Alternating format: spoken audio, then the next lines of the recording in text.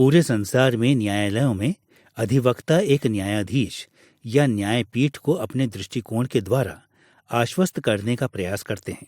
उनके तर्कों के लिए यह सदैव महत्वपूर्ण होता है कि प्रत्येक व्यक्ति मुकदमे के मूलभूत तथ्यों को समझ ले। इसलिए अक्सर मुकदमे की सुनवाई के अंत में अधिवक्ता तथ्यों को तर्क वाक्यों की एक श्रृंखला में पूरी स्पष्टता के साथ प्रस्तुत करते हैं। सच्चाई यह है, सच्चाई वह है, हुआ यह था, हुआ वह था। कई रूपों में विधिवत धर्म विज्ञान में भी कुछ ऐसा ही होता है। विधिवत धर्म विज्ञानियों को भी निश्चित तथ्यों, निश्चित धर्म वैज्ञानिक तथ्यों को स्थापित करना होता है। अतः वे अपने विषयों को प्रत्यक्ष धर्म वैज्ञानिक तर्क वाक्यों में प्रस्तुत करते हैं। यह विधिवत धर्म विज्ञान का निर्माण करना की हमारी श्रृंखला का तीसरा अध्याय है और हमने इस अध्याय का शीर्षक विधिवत प्रक्रियाओं में तर्क वाक्य दिया है। पारंपरिक विधिवत धर्म विज्ञानी ठोस मसीही धर्म विज्ञान की खोज करने, उसकी व्याख्या करने और उसका बचाव करने के लिए प्रतिबद्ध हैं। और जैसा कि हम इस अध्याय में देखेंगे, उनकी प्रतिबद्धता का एक मूलभूत भाग धर्म वैज्ञानिक तर्क वाक्यों में मसीही धारणाओं को व्यक्त करना है। हमारा यह अध्याय 3 मुख्य भागों में विभाजित होगा। पहला, हम विधिवत प्रक्रियाओं में तर्क वाक्यों के प्रति एक सामान्य दिशा निर्धारण को प्राप्त करेंगे। वे कौन से हैं और वे किस प्रकार विधिवत धर्म विज्ञान के निर्माण की प्रक्रिया के भीतर उपयुक्त बैठते हैं। दूसरा, हम यह खोज करेंगे कि किस प्रकार तर्क वाक्य विधिवत धर्म विज्ञान में रचे जाते हैं। और तीसरा, हम तर्क वाक्यों पर इस प्रकार ध्यान दिए जाने के कुछ मूल्यों और खतरों की जांच करेंगे। आइए हम कुछ आरंभिक विचारों पर ध्यान केंद्रित करते हुए आरंभ करें, अर्थात विधिवत धर्म विज्ञान के निर्माण के इस पहलू की ओर एक सामान्य दिशा निर्धारण के साथ आरंभ करें।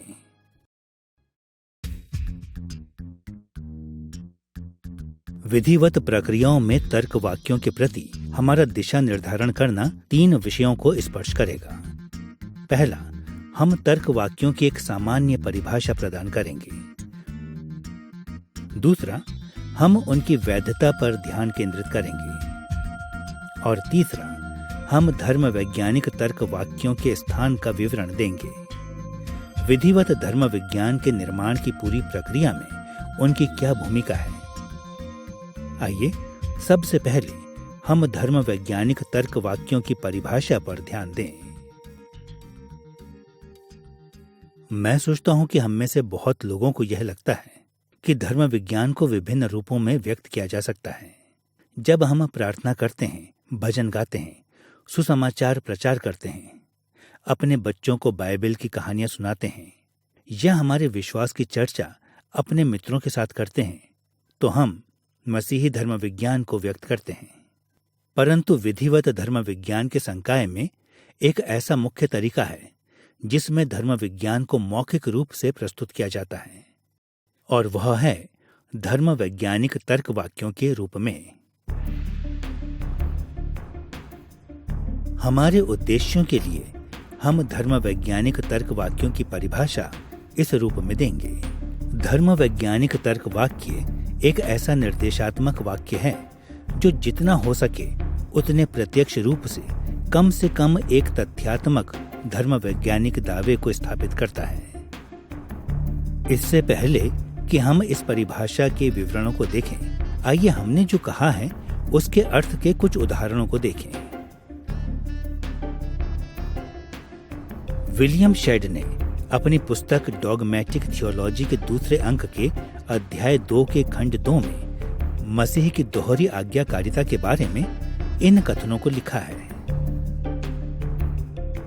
मसीह की सक्रिय और निष्क्रिय आज्ञाकारिता के बीच एक अंतर बनाया गया है। निष्क्रिय आज्ञाकारिता मसीह के प्रत्येक तरह के दुखों को दर्शाता है। मसीह की सक्रिय आज्ञाकारिता नैतिक व्यवस्था का उसका पूर्ण प्रदर्शन है। यहाँ हम देखते हैं कि शेड ने 3 मूलभूत दावे किए। पहला, उसने एक सामान्य कथन को कहा कि मसीह की आज्ञाकारिता का वर्णन 2 श्रेणियों में किया जा सकता है, सक्रिय और निष्क्रिय। दूसरा यह है कि मसीह की निष्क्रिय आज्ञाकारिता उसके दुखों को सहना थी, और तीसरा यह है कि मसीह की सक्रिय आज्ञाकारिता उसके द्वारा परमेश्वर की नैतिक व्यवस्था को बिना किसी दोष के पूरा करना थी। अब हमारे पिछले अध्यायों को याद करते हुए हम देख सकते हैं कि शेड ने 2 तकनीकी धर्म वैज्ञानिक शब्दों पर ध्यान केंद्रित किया, निष्क्रिय आज्ञाकारिता और सक्रिय आज्ञाकारिता। परंतु इस अध्याय में हमारी अधिक रुचि उस तरीके में होगी जिसमें शेड जैसे धर्म विज्ञानी तकनीकी शब्दों को धर्म वैज्ञानिक तर्क वाक्यों से जोड़ते हैं। इस विषय की खोज करने के लिए आइए एक बार फिर हम अपनी परिभाषा को देखें। धर्म वैज्ञानिक तर्क वाक्य एक ऐसा निर्देशात्मक वाक्य है जो जितना हो सके उतने प्रत्यक्ष रूप से कम एक तथ्यात्मक धर्म वैज्ञानिक दावे को स्थापित करता है। यह परिभाषा विधिवत धर्म विज्ञान में तर्क वाक्यों की 4 विशेषताओं पर ध्यान केंद्रित करती है। पहला, ये निर्देशात्मक वाक्य हैं। दूसरा, ये तथ्यात्मक दावे हैं।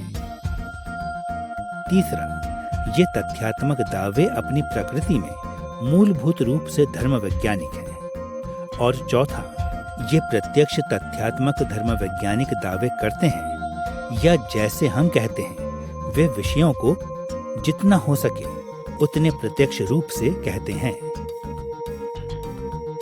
आइए इस विचार के साथ आरंभ करते हुए कि धर्म वैज्ञानिक तर्क वाक्य निर्देशात्मक कथन होते हैं, इस परिभाषा के प्रत्येक पहलू को निकटता से देखें।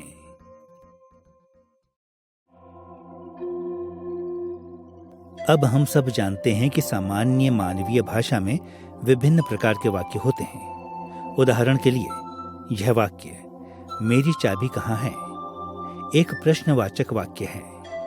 दरवाजा खोलो एक आज्ञा सूचक वाक्य है, क्योंकि यह एक आदेश या निमंत्रण देता है। इनमें से कोई भी वाक्य एक तर्क वाक्य की योग्यता नहीं रखता, परंतु यह वाक्य मेरी चाबी दरवाजे को खोल देगी एक निर्देशात्मक वाक्य है जो दर्शाता है कि चाबी क्या करेगी। हमें स्पष्ट होना चाहिए कि जब विधिवत धर्म विज्ञानी अपने दृष्टिकोण प्रस्तुत करते हैं तो वे सब प्रकार की अभिव्यक्तियों का प्रयोग करते हैं, परंतु इसके साथ साथ विधिवत धर्म विज्ञान में अभिव्यक्ति की प्रभावी विधि सीधे सीधे निर्देशात्मक कथन है। अभिव्यक्ति की यह विधि इतनी ज्यादा प्रभावी है कि किसी और तरीके से पारंपरिक विधिवत धर्म विज्ञान को लिखना असंभव है। यह समझने के अतिरिक्त कि तर्क वाक्य निर्देशात्मक वाक्य के रूप में होते हैं, यह देखना भी महत्वपूर्ण है कि उनकी रचना तथ्यात्मक दावों की घोषणा करने के लिए की गई है। तर्क वाक्य तथ्यों को पहचानते और उनका वर्णन करते हैं। अब सदियों से दार्शनिकों, धर्म वैज्ञानिकों और भाषा विज्ञानियों ने यह ध्यान दिया है कि विभिन्न तरह के तर्क वाक्य विभिन्न तरह के तथ्यात्मक दावे करते हैं।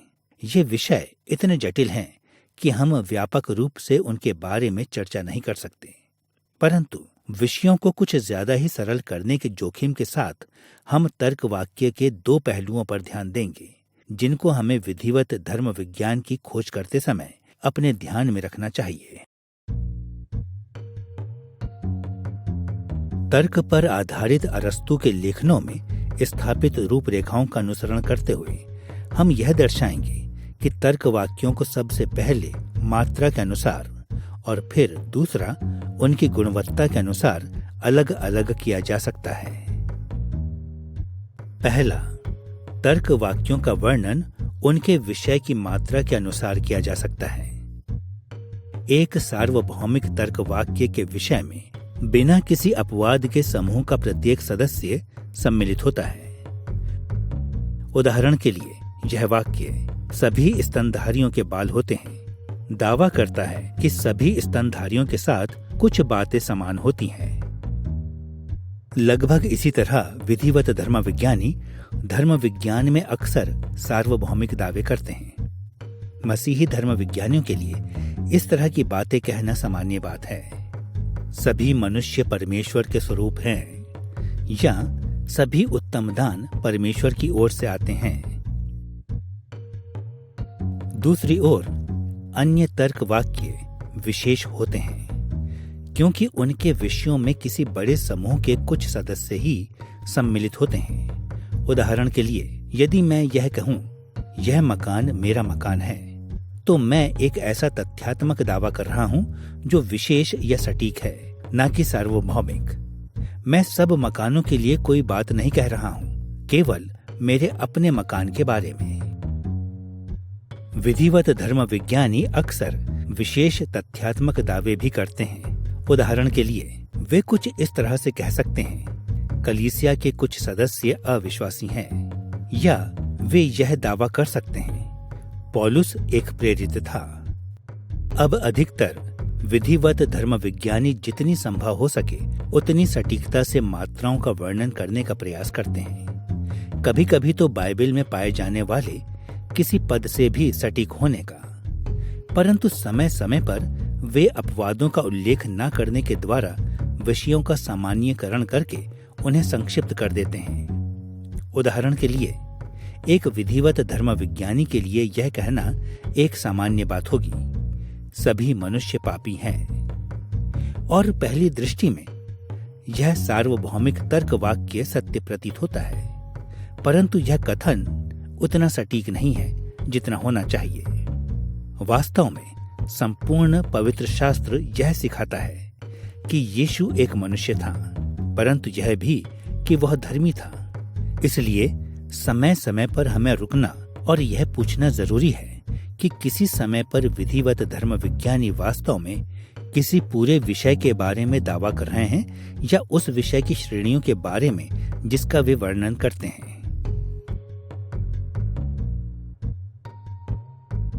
दूसरा, मात्रा के अतिरिक्त तर्क वाक्यों को उनके गुण के द्वारा भी अलग किया जा सकता है, अर्थात उन्हें या तो स्वीकारात्मक या नकारात्मक कथनों में बांटा जा सकता है। एक ओर तो स्वीकारात्मक तर्क वाक्य सकारात्मक रूप से कहते हैं कि कोई बात सत्य है। प्रतिदिन के वार्तालाप में हम कुछ ऐसी बात कह सकते हैं, जैसे यह कुत्ता मेरा है। यह विशेष और स्वीकारात्मक कथन है। यह पुष्टि करता है कि बहुत चीजों में से एक यह कुत्ता मुझसे संबंधित है। विधिवत धर्म विज्ञान में एक इस तरह का तर्क वाक्य, जैसे बाइबल के कुछ संदर्भ पवित्रीकरण के बारे में शिक्षा देते हैं, भी एक विशेष स्वीकारात्मक तर्क वाक्य है, क्योंकि यह कहता है कि कम से कम बाइबल के कुछ लेख इस श्रेणी में आते हैं। सामान्य जीवन में एक सार्वभौमिक और स्वीकारात्मक कथन में कुछ ऐसा सम्मिलित होगा, जैसे वह सब कुछ जो मैंने खो दिया मेरे लिए महत्वपूर्ण है, क्योंकि यह सकारात्मक कथन है कि वह सब कुछ जो मैंने खोया वह कम से कम उसका एक भाग है जो मेरे लिए महत्वपूर्ण है। विधिवत धर्म विज्ञानी अक्सर अपने अध्ययन के क्षेत्र में ऐसे ही कथन कहते हैं। उदाहरण के लिए इस कथन पर ध्यान दें, प्रत्येक वस्तु जो रची गई वह परमेश्वर के द्वारा रची गई। यह तर्क वाक्य पुष्टि करता है कि वह सब कुछ जिसे रचा गया वह उन वस्तुओं के समूह में है जिन्हें परमेश्वर ने रचा है।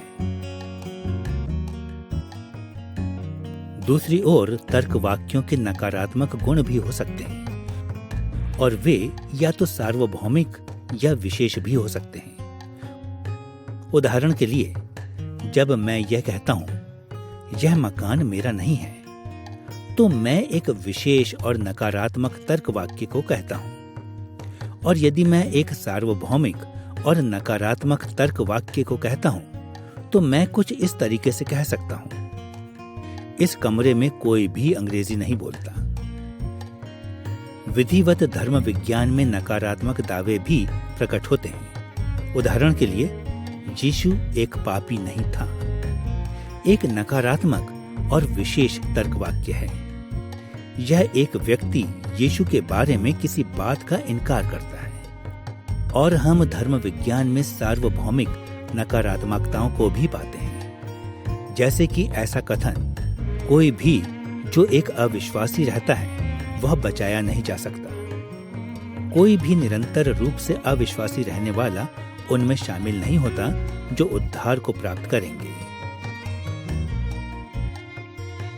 जब हम विधिवत धर्म विज्ञान का अध्ययन करते हैं तो मात्रा और गुण में इन भिन्नताओं को ध्यान में रखना बहुत ही महत्वपूर्ण है।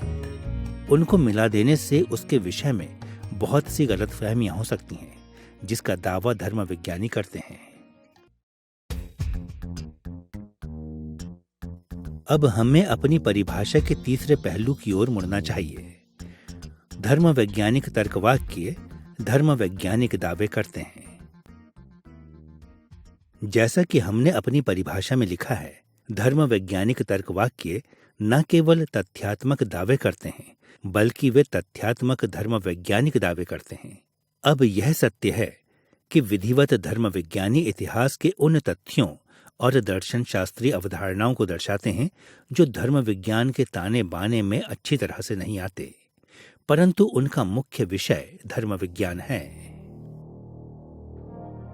अब यह समझने के लिए कि धर्म वैज्ञानिक तथ्यों से हमारा क्या अर्थ है, हमें याद रखना चाहिए कि धर्म विज्ञान अपेक्षाकृत एक व्यापक विषय है। आपको याद होगा कि थॉमस एक्विनॉस ने धर्म विज्ञान की परिभाषा को दो मुख्य बातों पर आधारित किया है।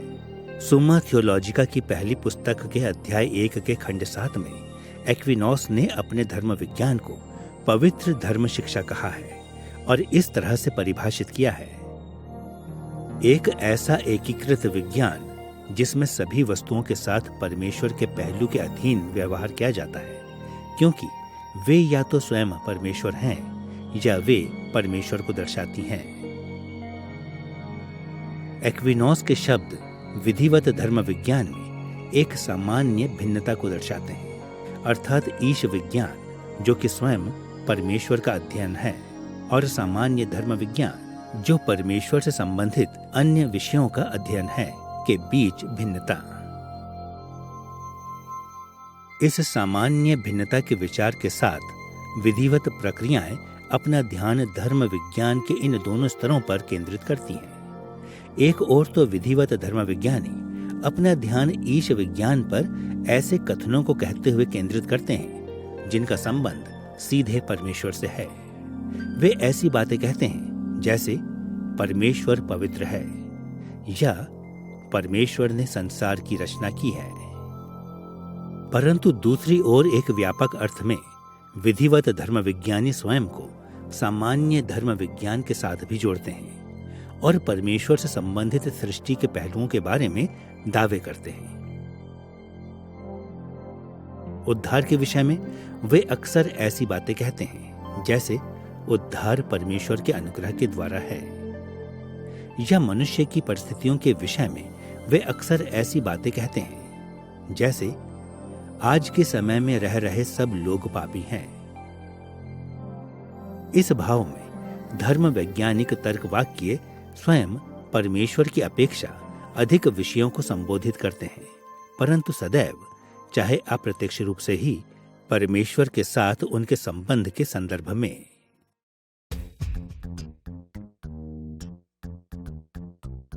चौथा, इस बात पर ध्यान देना अत्यंत महत्वपूर्ण है कि विधिवत धर्म विज्ञानी अपने दृष्टिकोणों को स्वयं पूरी तरह से प्रत्यक्ष और स्पष्ट होने के साथ व्यक्त करने का प्रयास करते हैं। निसंदेह हम सब यह अनुभव करते हैं कि ना तो किसी बात का कोई भी विवरण और न ही परमेश्वर का कोई विवरण पूरी तरह से सिद्ध है, परंतु इसके साथ साथ विधिवत धर्म विज्ञानी जब धर्म वैज्ञानिक तर्क वाक्यों की रचना करते हैं तो जितना हो सके उतना प्रत्यक्ष रहने का प्रयास करते हैं। एक विधिवत धर्म विज्ञानी के लिए केवल यह कहना बहुत असामान्य होगा, यहोवा एक चरवाहा है, और फिर इसे वहां छोड़ देना यह कथन पवित्र शास्त्र के अनुसार सत्य है, परंतु विधिवत धर्म विज्ञानी बातों को अप्रत्यक्ष रूपों जैसे रूपकों और अन्य अलंकारों में कहने के तरीकों से बचने का प्रयास करते हैं। इसलिए यह कहने की अपेक्षा यहोवा एक चरवाहा है।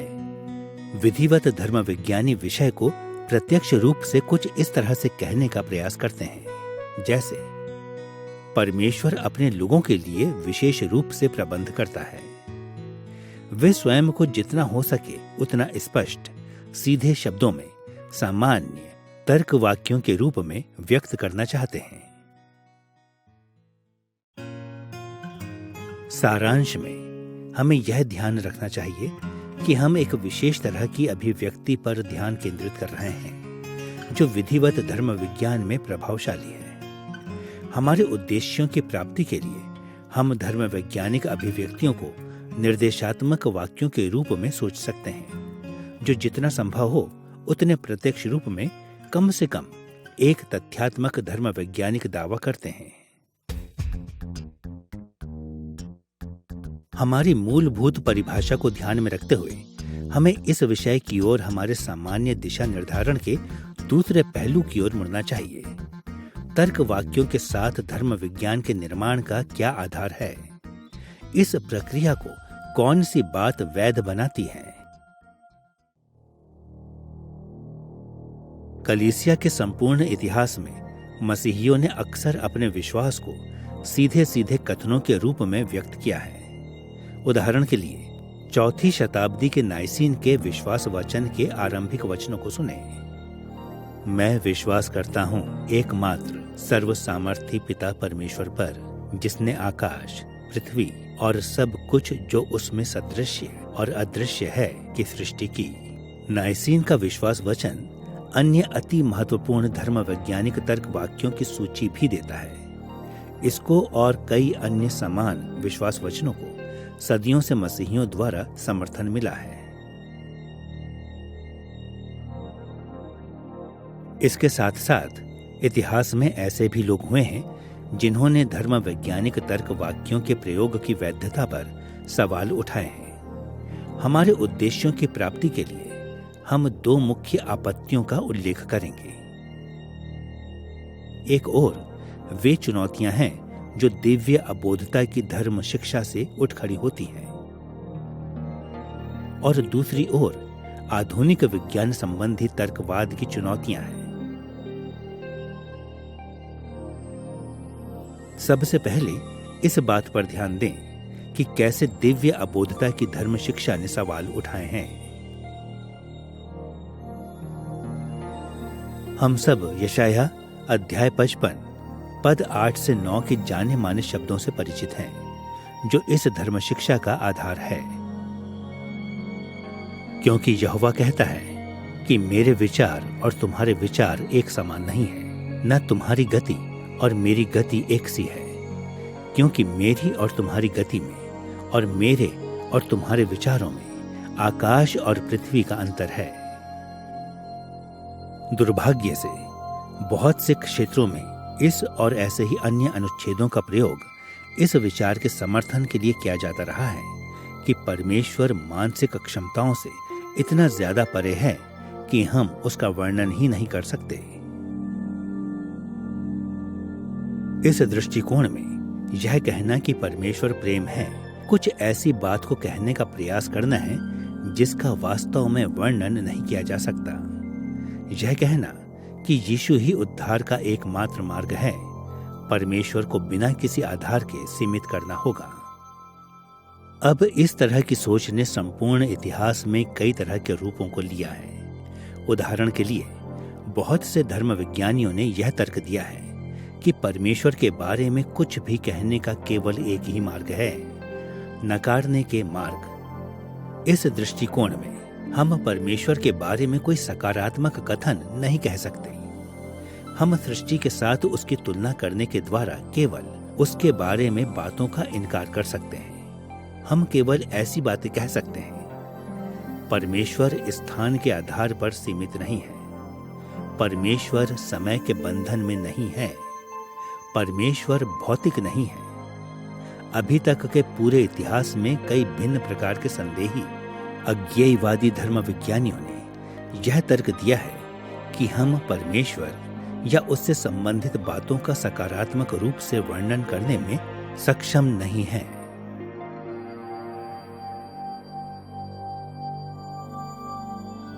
इन भ्रामक दृष्टिकोणों के विपरीत मसीह के अनुयायियों के रूप में हमें पवित्र शास्त्र की साक्षी के द्वारा धर्म वैज्ञानिक तर्क वाक्यों की वैधता का मूल्यांकन करना चाहिए। पारंपरिक विधिवत धर्म विज्ञान इस तथ्य के साथ कि परमेश्वर को तब जाना जा सकता है जब वह स्वयं को प्रकट करता है, परमेश्वर की अबोधता के बारे में बोलने के द्वारा पवित्र शास्त्र का अनुसरण करते हैं। एक ओर हम परमेश्वर को पूरी तरह से नहीं जान सकते, परंतु दूसरी ओर हम उसे आंशिक रूप से जान सकते हैं जब वह स्वयं को हम पर प्रकट करता है। और परमेश्वर के विषय में यह आंशिक ज्ञान फिर भी सच्चा ज्ञान है। पवित्र शास्त्र का एक अनुच्छेद इस अंतर को स्पष्ट कर देता है। व्यवस्था विवरण 29 अध्याय 29 पद। इस पद में मूसा ने इस विषय को इस्राएल के लिए इस प्रकार सारगर्भित किया है। गुप्त बातें हमारे परमेश्वर यहोवा के वश में हैं, परंतु जो प्रकट की गई हैं वे सदा के लिए हमारे और हमारे वंश के वश में रहेंगी, इसलिए कि इस व्यवस्था की सब बातें पूरी की जाएं। ध्यान दें, यहां पर बातों की दो श्रेणियां सामने हैं। एक ओर मूसा ने गुप्त बातों के बारे में कहा, ये वे विषय हैं जिन्हें परमेश्वर मनुष्य पर प्रकट नहीं करता, जिन बातों का ज्ञान वह केवल स्वयं के लिए रखता है। वास्तव में हमें सदैव स्वयं को याद दिलाते रहना चाहिए कि गुप्त अप्रकाशित बातें अनश्वर हैं।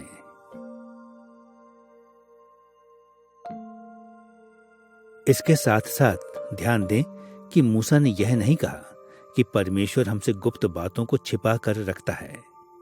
उसने यह भी कहा है कि कुछ बातें प्रकट की गई हैं, अर्थात परमेश्वर ने उन्हें अपने वचन में प्रकट किया है। और जैसे मूसा लिखता है, यह प्रकट की हुई बातें सदा के लिए हमारे और हमारे वंश की हैं। दूसरे शब्दों में, परमेश्वर हमसे अपेक्षा करता है कि जो कुछ उसने प्रकट किया है हम उस पर विश्वास करें और उसे पूरे हृदय के साथ स्वीकार कर लें। और यह तथ्य दिखाता है कि जो कुछ उसने प्रकट किया उसे बताना वैध है। अबोधता की धर्म शिक्षा से उठने वाली चुनौतियों के अतिरिक्त धर्म वैज्ञानिक तर्क वाक्यों की वैधता को भी आधुनिक विज्ञान संबंधी तर्कवाद के द्वारा चुनौती दी गई है।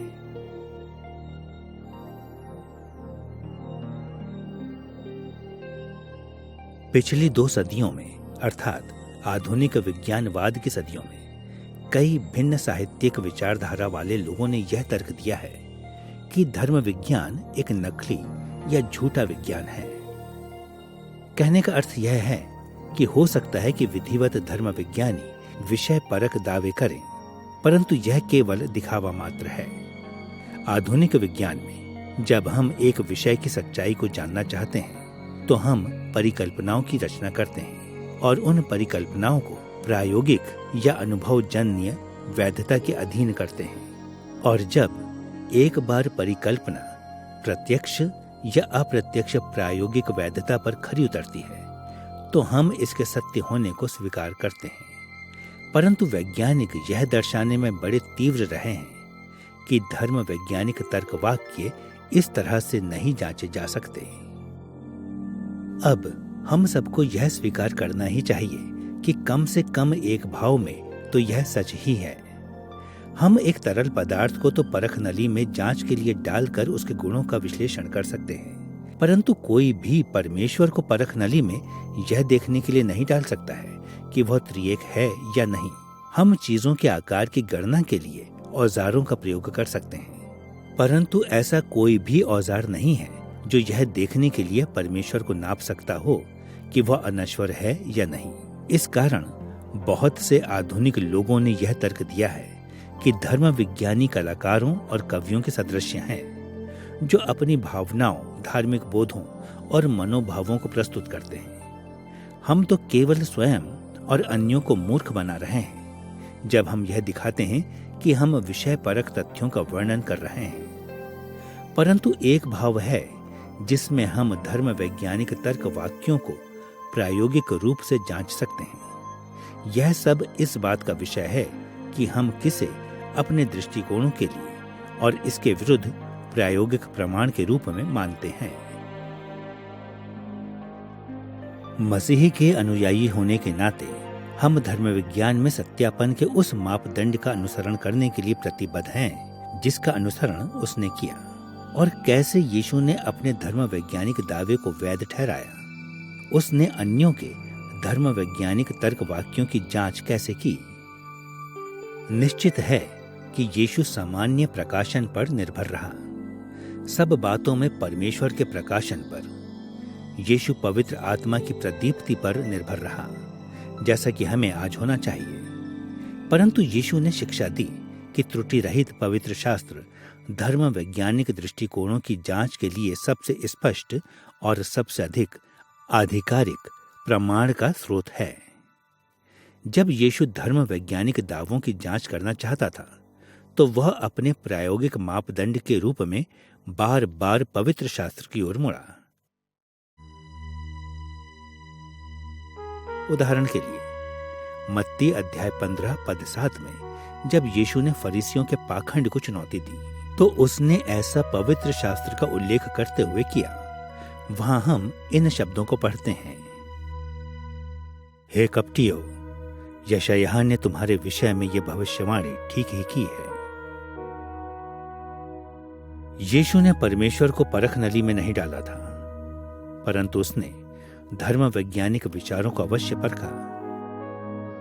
उसने पवित्र शास्त्र के प्रायोगिक मापदंड के द्वारा उनका सावधानी के साथ मूल्यांकन करते हुए धर्म वैज्ञानिक प्रस्तावों को नापा। मसीह के अनुयायी होने के नाते हमें इस आरोप को स्वीकार नहीं करना चाहिए कि धर्म विज्ञान परमेश्वर के बारे में बिना किसी प्रायोगिक जांच के विचारों को प्रस्तावित करता है। मसीही दृष्टिकोण से विधिवत धर्म विज्ञान के दावे धार्मिक मनोभावों की अभिव्यक्तियों से कहीं अधिक हैं। वे पवित्र शास्त्र की प्रायोगिक जांच के द्वारा प्रमाणित और खारिज किए जाते हैं।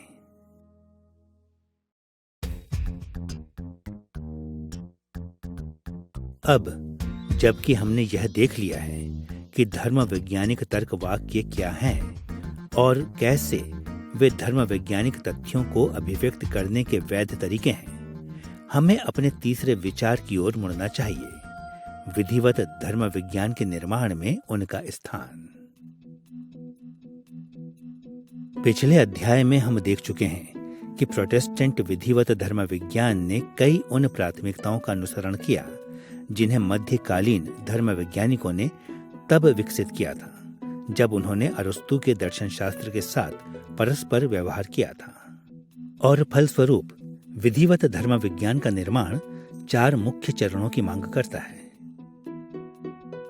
तकनीकी शब्दों, तर्क वाक्यों, धर्म शिक्षा रूपी कथनों और धारणाओं की व्यापक प्रणाली की रचना। अब हमें सदैव यह स्मरण रखना चाहिए कि इस तरह से बात करना कुछ हद तक कृत्रिम है। विधिवत धर्म विज्ञानी वास्तव में हर समय इन सभी चरणों में स्वयं को शामिल करते हैं, परंतु स्पष्टता के लिए यह प्रक्रिया के बारे में इस प्रकार सोचने में सहायता करता है जैसे यह इस प्रकार के सरलतम से पेचीदा तत्वों की ओर आगे बढ़ती है।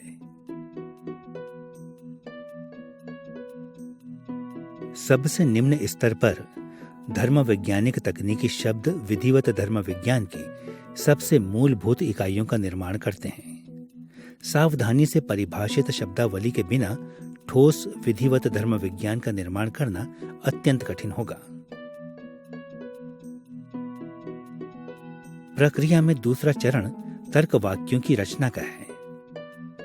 यदि हम तकनीकी शब्दों को विधिवत प्रक्रियाओं में मूलभूत इकाइयों के रूप में सोचते हैं तो तर्क वाक्यों को इकाइयों की उन कतारों के रूप में सोचना भी सही हो सकता है जो तकनीकी शब्दों को स्पष्ट करते हैं और उनका वर्णन करते हैं। विधिवत धर्म विज्ञानी परमेश्वर के बारे में, उसके संबंध में, सृष्टि के बारे में कथनों की रचना करने के द्वारा इकाइयों की इन कतारों की रचना करते हैं। और यदि हम तर्क वाक्यों को इकाइयों की कतारों के रूप में सोचते हैं तो हम धर्म शिक्षा रूपी कथनों का वर्णन दीवारों के हिस्से या पूरी दीवारों के रूप में कर सकते हैं जिनका निर्माण तर्क वाक्यों की इन कतारों से हुआ है। और अंत में धर्म विज्ञान की पद्धति उन तरीकों को प्रस्तुत करती है जिन पर धर्म विज्ञानी धर्म शिक्षा रूपी कथनों से एक पूरे भवन का निर्माण करते हैं। यह रूपक तर्क वाक्यों के उस मूलभूत स्थान का सुझाव देता है जो वे विधिवत धर्म विज्ञान के निर्माण में रखते हैं। ये सावधानी के साथ रखी गई इकाइयों की वे कतारें हैं जो विधिवत धर्म विज्ञान नामक पूरी संरचना का भाग बन गई हैं। उदाहरण के लिए इस कथन को ही लें, यीशु त्रिएकता का दूसरा व्यक्तित्व है। यह दावा कम से कम 2 तकनीकी शब्दों के साथ किया जाता है, व्यक्ति और त्रिएकता। परंतु यह तर्क वाक्य इन शब्दों और उनसे संबंधित अवधारणाओं को अलग थलग नहीं छोड़ता, बल्कि उन्हें यीशु के बारे में एक सीधे साधे तथ्यात्मक दावे में एक साथ रख देता है। अब इस और अन्य तर्क वाक्यों से विधिवत धर्म विज्ञानी त्रिएकता की पूरी धर्म शिक्षा की रचना करते हैं। और त्रिएकता की धर्म शिक्षा परमेश्वर की धर्म शिक्षा का एक भाग है जो कि भवन अर्थात मसीही धर्म विज्ञान की पूरी पद्धति की एक दीवार है। यह याद रखना अत्यंत महत्वपूर्ण है कि जब विधिवत धर्म विज्ञानी धर्म विज्ञान के बारे में चर्चा करते या लिखते हैं तो वे हर तरह की अलंकृत तकनीकों का प्रयोग करते हैं। वे विचारों को प्रस्तावित करते हैं और प्रमाणों के साथ उनको समर्थित करते हैं। वे अन्य लोगों के विचारों का समर्थन करते हैं और उनकी समीक्षा करते हैं। वे अलंकृत प्रश्न पूछते हैं। वे विचारों के ऐतिहासिक विकास को खोजते हैं। वे प्रयोजनों को दर्शाते हैं और विभिन्न तरह की मान्यताओं के सकारात्मक और नकारात्मक परिणामों की ओर संकेत करते हैं। अलंकृत तकनीकों की एक बहुत बड़ी सूची उनकी उंगलियों पर होती है, परंतु धर्म वैज्ञानिक तर्क वाक्य इन सभी व्याख्याओं, तर्कों, बचावों और प्रेरक तकनीकों को सुदृढ़ करते हैं जिन्हें हम विधिवत प्रक्रियाओं में पाते हैं। और वे विधिवत धर्म विज्ञान के निर्माण की प्रक्रिया के एक मूलभूत भाग की रचना करते हैं।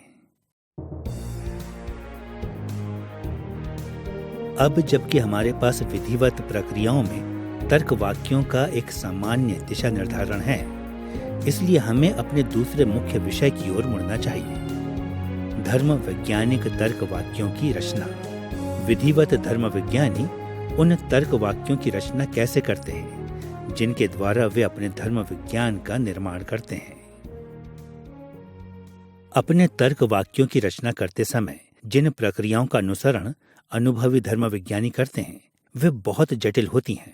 इसलिए जब हम यह खोज करते हैं कि उनकी रचना कैसे की जाती है तो हमें ध्यान में रखना चाहिए कि हमारी चर्चा कुछ सीमा तक बनावटी होगी, परंतु फिर भी हम इन प्रक्रियाओं के कुछ महत्वपूर्ण पहलुओं को दर्शाएंगे जो हमारी सहायता करेगी कि हम विधिवत धर्म विज्ञान का निर्माण और अधिक उत्तरदायित्व के साथ करें।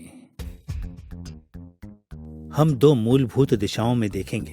पहली, हम उन तर्क वाक्यों को देखेंगे जो उन तरीकों से निकलती हैं जिनमें विधिवत धर्म विज्ञानी दर्शन शास्त्र के साथ परस्पर व्यवहार करते हैं। और दूसरी, हम उन तरीकों को और अधिक गहराई से देखेंगे जिनमें विधिवत धर्म विज्ञानी बाइबल से तर्क वाक्यों की रचना करते हैं। आइए सबसे पहले इस तथ्य पर ध्यान दें कि विधिवत धर्म विज्ञान में बहुत से तर्क वाक्य वास्तव में दर्शन शास्त्र से निकलकर आते हैं। आपको पिछले अध्यायों से याद होगा कि धर्माध्यक्षीय अवधि में बहुत से मसीही धर्म विज्ञानी यह मानते थे कि नियो प्लेटोवाद के बहुत से पहलू पवित्र शास्त्र के अनुरूप थे। अतः उन्होंने अपनी धारणाओं को दर्शन शास्त्र की जानकारी के साथ व्यक्त किया। धर्माध्यक्षीय अवधि में अधिकांश मसीही विद्वान मानते थे कि अरस्तु का दर्शन शास्त्र कई विशेष रूपों में पवित्र शास्त्र के अनुरूप था। इसलिए जिन बहुत सी बातों को उन्होंने कहा वे अरस्तु के दृष्टिकोण से रची गईं, और यहां तक कि प्रोटेस्टेंट विधिवत धर्म विज्ञान में विभिन्न आधुनिक दर्शन शास्त्रों ने महत्वपूर्ण दिशा निर्धारणों को प्रदान किया है, चाहे वे भलाई के हों या हानि के।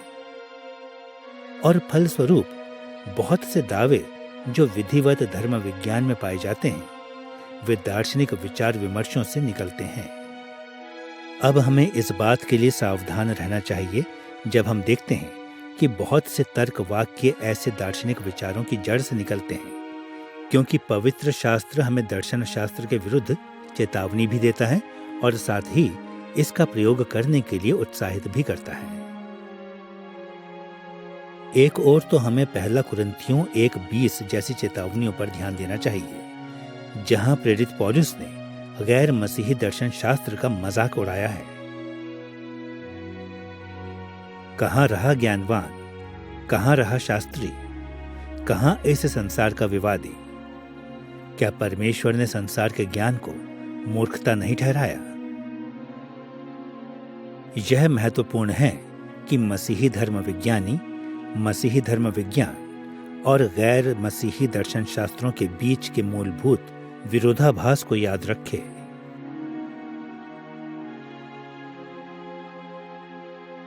परंतु इसके साथ साथ प्रेरितों के काम 17 अध्याय 27 से 28 पद में पौलुस ने यूनानी दार्शनिक विचारों वाले कवियों क्लियंथस और एरातेस के शब्दों से लिए विचारों के द्वारा दार्शनिक विचारों के सकारात्मक प्रयोग को दर्शाया है। परमेश्वर हम में से किसी से दूर नहीं, जैसा तुम्हारे कितने कवियों ने भी कहा है, हम तो उसी के वंशज हैं।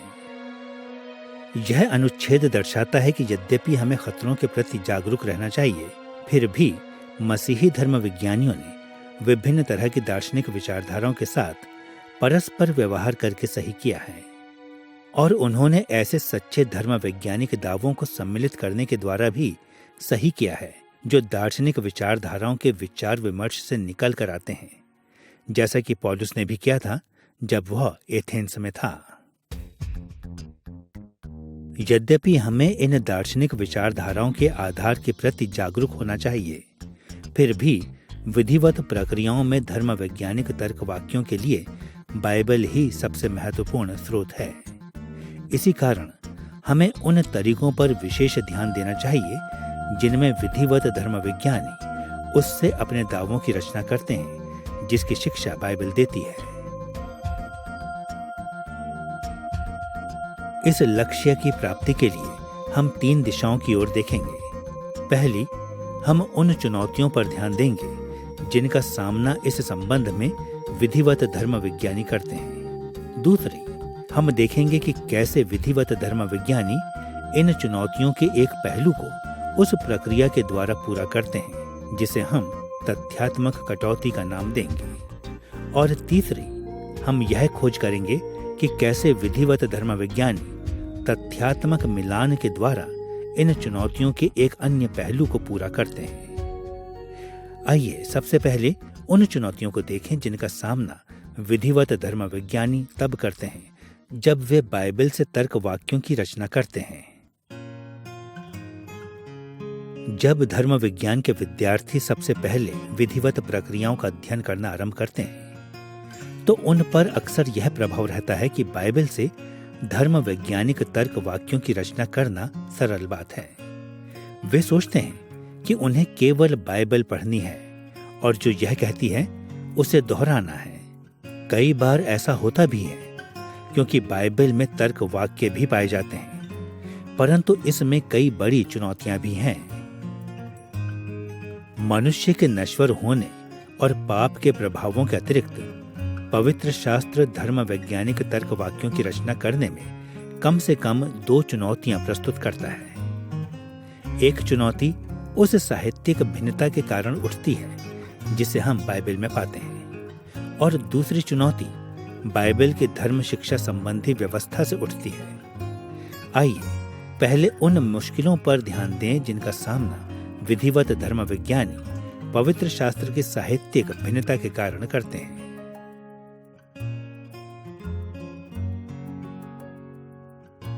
बाइबल एक सपाट साहित्यिक भूमि नहीं है जो एक ही तरह की सामग्री बार बार दोहराए।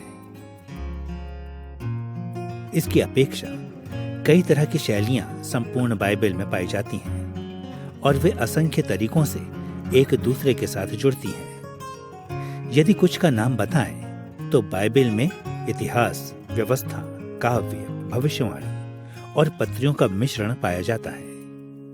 इनमें से प्रत्येक वृहत शैली में विभिन्न प्रकार की अभिव्यक्तियां होती हैं, जैसे कथन, आज्ञाएं, प्रश्न, शिकायतें, उत्साह वचन, विस्मय वचन, आशीष वचन, उद्धरण, सूचियां, विधियां, शीर्षक, तकनीकी निर्देश, हस्ताक्षर आदि। यह सूची आगे और आगे बढ़ती रहती है और इन सभी भिन्नताओं के साथ साथ भाषा, अलंकार और अन्य साहित्यिक जटिलताएं भी होती हैं जो कई भिन्न रूपों में पवित्र शास्त्र को सुसज्जित करती हैं। यह बड़ी साहित्यिक विविधता धर्म वैज्ञानिक तर्क वाक्यों की रचना को जटिल बना देती है।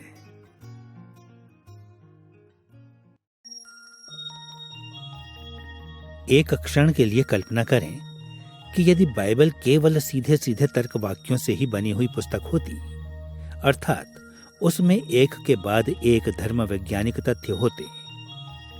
यदि ऐसा होता तो विधिवत धर्म विज्ञान में बाइबल का प्रयोग करना अपेक्षाकृत आसान होता, परंतु निसंदेह पवित्र शास्त्र ऐसा नहीं है। यह साहित्यिक रूप से विविधता से भरा है।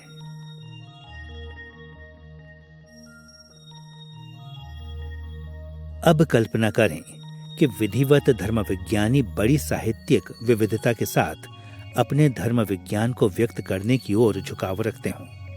कल्पना करें उनका धर्म विज्ञान काव्य, इतिहास, आज्ञाओं, पत्रियों, शिकायतों, अलंकारों और ऐसी ही अन्य बातों से भरा हुआ हो।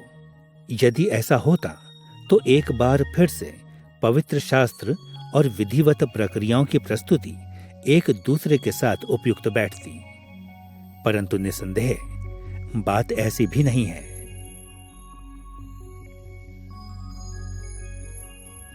सच्चाई यह है कि बाइबल साहित्यिक रूप से विविधतापूर्ण है, परंतु विधिवत धर्म विज्ञानी बाइबल की शिक्षा को लगभग तर्क वाक्यों में ही व्यक्त करते हैं। वास्तव में विधिवत धर्म विज्ञानियों को बाइबल में पाए जाने वाले विभिन्न प्रकार के साहित्यों को एक विशेष प्रकार की अभिव्यक्ति में समाहित करना पड़ता है और यह विषमता उन बड़ी चुनौतियों में से एक है जिनका सामना विधिवत धर्म विज्ञानी करते हैं।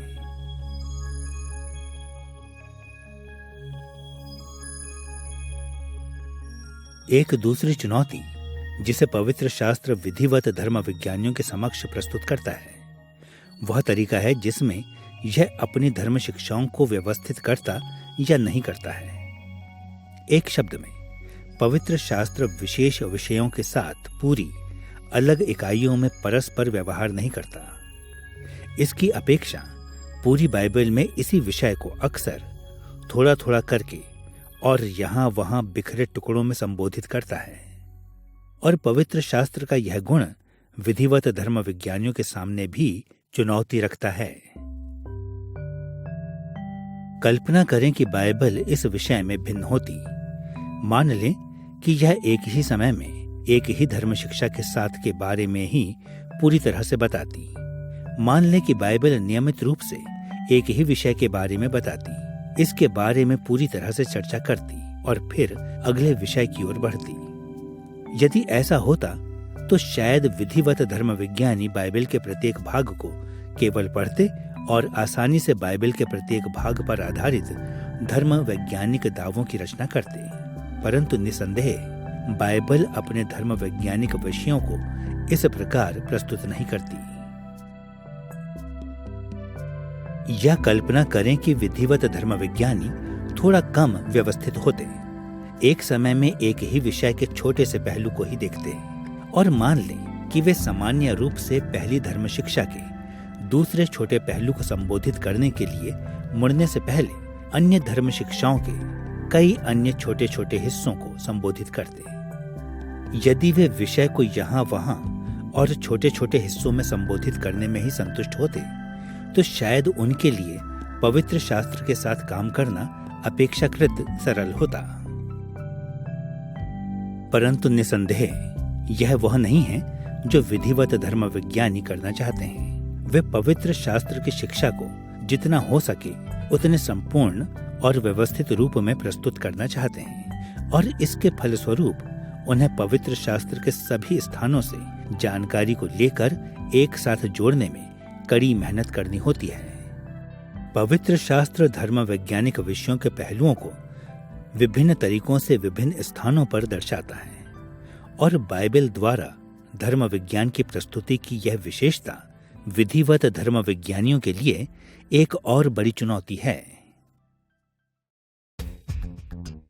अब जबकि हमने उन दो मुख्य चुनौतियों को देख लिया है जिनका सामना विधिवत धर्म विज्ञानी पवित्र शास्त्र के साथ कार्य करते हुए करते हैं, हमें अपना ध्यान तथ्यात्मक कटौती के प्रक्रिया की ओर लगाना चाहिए। यह वह रणनीति है जिसका प्रयोग विधिवत धर्म विज्ञानी बाइबल की साहित्यिक विविधता की चुनौती पर जय पाने के लिए करते हैं।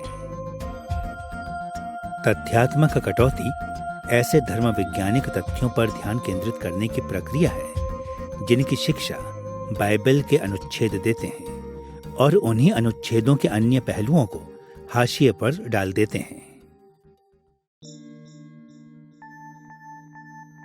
जैसा कि मनुष्य की भाषा में सामान्य रूप से पाया जाता है, बाइबल के अनुच्छेदों की रचना ऐसे की गई थी कि वे पाठकों पर बहुत से प्रभाव छोड़ें। उन्होंने जानकारी दी, प्रेरित किया, आरोप लगाया, उत्तेजित किया, निर्देश दिया, उत्साहित किया, निरुत्साहित किया, आनंदित किया, व्याकुल किया, सुधारा, प्रशिक्षित किया, सहायता की, आशीष दी, शापित किया, कल्पना को उत्तेजित किया और बहुत से कार्य किए। अब बाइबल के सभी अनुच्छेदों को हर समय पर समान प्रभाव के साथ इन सब कार्यों को करने के लिए नहीं रचा गया था, बल्कि बाइबल के प्रत्येक लंबे अनुच्छेद को विभिन्न प्रकार के प्रभाव डालने के लिए रचा गया था। परंतु विधिवत धर्म विज्ञानी अपने ध्यान को यदि पूरी तरह से नहीं फिर भी प्राथमिक रूप से पवित्र शास्त्र में सिखाए गए धर्म वैज्ञानिक तथ्यों पर केंद्रित करते हैं। दूसरे शब्दों में विधिवत धर्म विज्ञानी तथ्यात्मक विषयों पर अपने ध्यान को कम करते हैं, जबकि बाइबल आधारित लेखनों के अन्य गुण व्यापक रूप से ऐसे भी होते हैं जिन पर ध्यान नहीं दिया जाता। अब तथ्यों की ओर पवित्र शास्त्र की कटौती की प्रक्रिया तुलनात्मक रूप से बिल्कुल सीधी है। जब बाइबल के अनुच्छेदों की रचना प्राथमिक रूप से तथ्यात्मक दावों को दर्शाने के लिए की गई हो, इस तरह की परिस्थितियों में विधिवत धर्म विज्ञानी बाइबल के किसी लेख में प्रस्तुत केवल स्पष्ट और अस्पष्ट तथ्यों पर ध्यान देते हैं और फिर उन तथ्यों पर ध्यान केंद्रित करते हैं जो उनके विचार विमर्श के लिए महत्वपूर्ण होते हैं।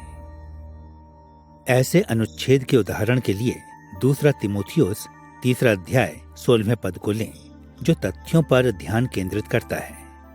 वहां पर पौलुस ने यह कहा, संपूर्ण पवित्र शास्त्र परमेश्वर की प्रेरणा से रचा गया है और उपदेश और समझाने और सुधारने और धार्मिकता की शिक्षा के लिए लाभदायक है। अब व्यापक संदर्भ में हम कह सकते हैं कि इस पद की रचना का उद्देश्य बाइबल के बारे में तथ्यों की केवल एक सूची देने से बढ़कर था। पौलुस ने इस पद को पहले के संदर्भ के साथ जोड़ा ताकि वह तीमुथियुस को प्रेरित कर सके कि वह पवित्र शास्त्र पर और अधिक ध्यान केंद्रित करे। कम से कम इस पद की रचना इसलिए की गई कि तीमुथियुस को पवित्र शास्त्र के प्रति उसकी प्रतिबद्धताओं को फिर से नया करने के लिए उत्साहित और प्रेरित किया जाए। परंतु इस जटिल रूपरेखा का प्रमुख पहलू कई स्पष्ट धर्म वैज्ञानिक कथनों को कहने का था। और विधिवत धर्म विज्ञानी इस अनुच्छेद का बहुत प्रयोग करते हैं, क्योंकि वे इन तथ्यात्मक धर्म वैज्ञानिक दावों के प्रति रुचि रखते हैं। इस संदर्भ के स्पष्ट तथ्यों को सार्वभौमिक और सकारात्मक तर्क वाक्यों की एक श्रृंखला में सारगर्भित किया जा सकता है। संपूर्ण पवित्र शास्त्र परमेश्वर की प्रेरणा से रचा गया है। संपूर्ण पवित्र शास्त्र उपदेश देने के लिए लाभदायक है। संपूर्ण पवित्र शास्त्र समझाने के लिए लाभदायक है। संपूर्ण पवित्र शास्त्र सुधारने के लिए लाभदायक है। संपूर्ण पवित्र शास्त्र धार्मिकता की शिक्षा के लिए लाभदायक है। ये तर्क वाक्य इस पद के द्वारा स्पष्ट रूप से बताए गए तथ्यात्मक विचार विमर्श को दर्शाते हैं। इन स्पष्ट दावों के अतिरिक्त यह पद तार्किक रूप से कई अन्य स्पष्ट दावों को भी दर्शाता है, जिनमें विधिवत धर्म विज्ञानियों की रुचि रहती है।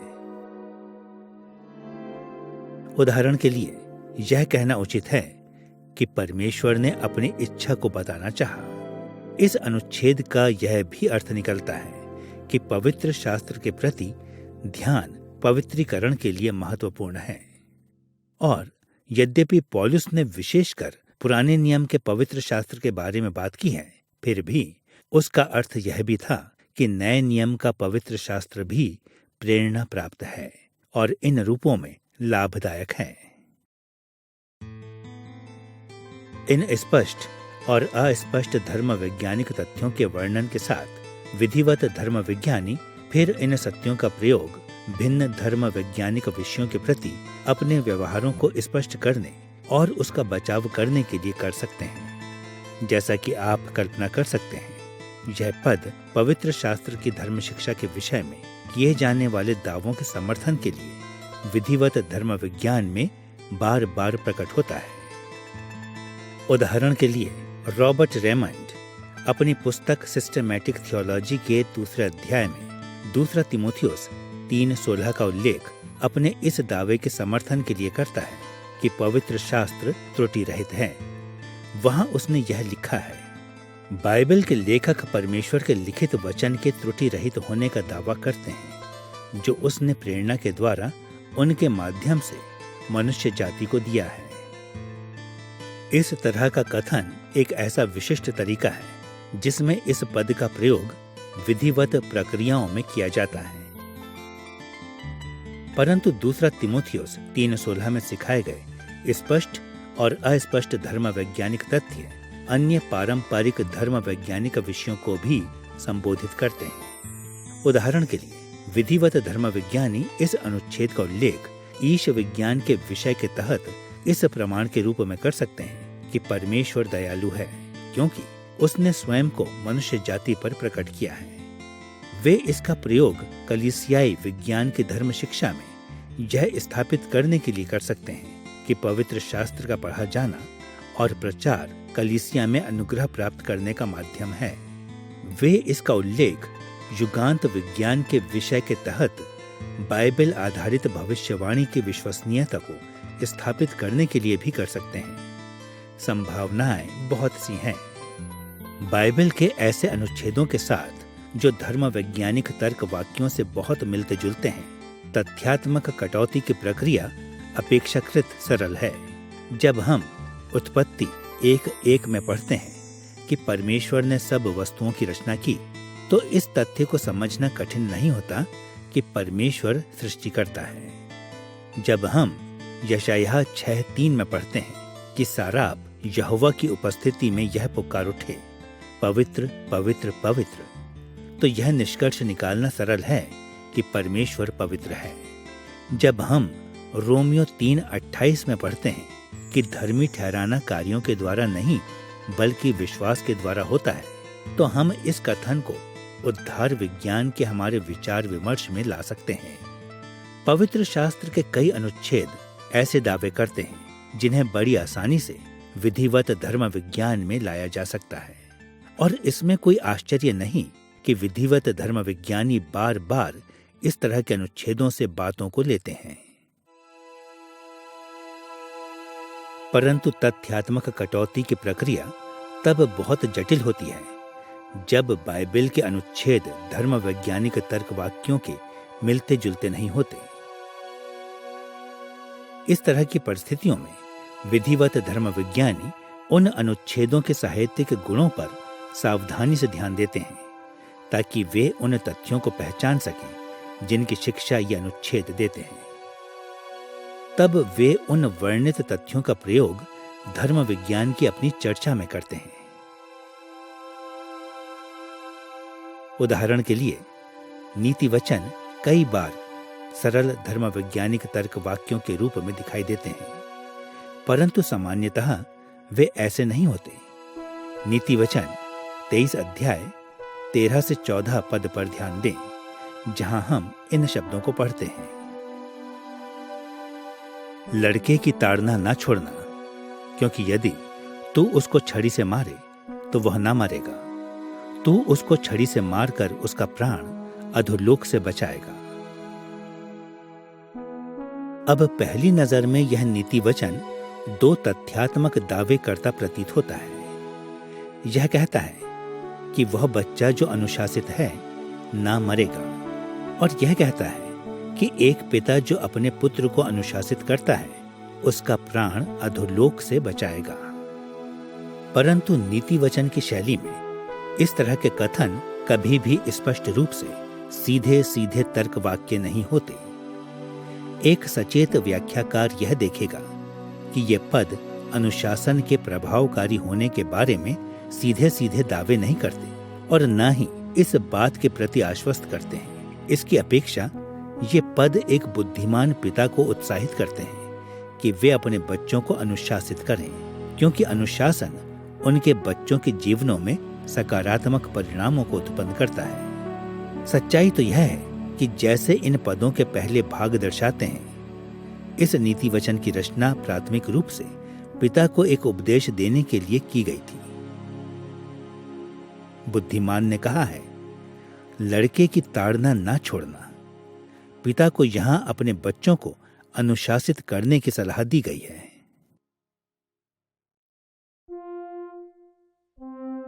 इन बातों को ध्यान में रखते हुए विधिवत धर्म विज्ञानी कई अस्पष्ट तथ्यों का वर्णन कर सकते हैं। उदाहरण के लिए मानव विज्ञान की धर्म शिक्षा के तहत विधिवत धर्म विज्ञानी इस अनुच्छेद का प्रयोग एक प्रमाण के लिए कर सकते हैं कि बच्चे पापमय होते हैं। पवित्रीकरण के विषय के तहत वे इसका प्रयोग इस बात को स्थापित करने के लिए कर सकते हैं कि माता पिता की ओर से किए जाने वाले अनुशासन की रचना पवित्रता में बढ़ोतरी के लिए की गई है। काफी रुचि की बात है कि कम से कम एक विधिवत धर्म विज्ञानी ने युगांत विज्ञान के एक दृष्टिकोण को समर्थन देने के लिए वास्तव में इस अनुच्छेद का प्रयोग किया है।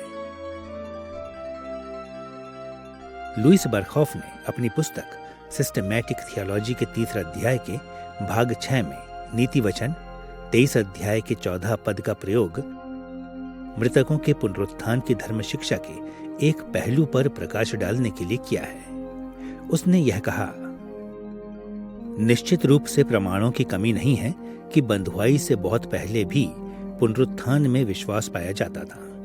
इस अनुच्छेद में यह अर्थ निहित है जो अधोलोक से प्राण के छुटकारे के बारे में कहता है।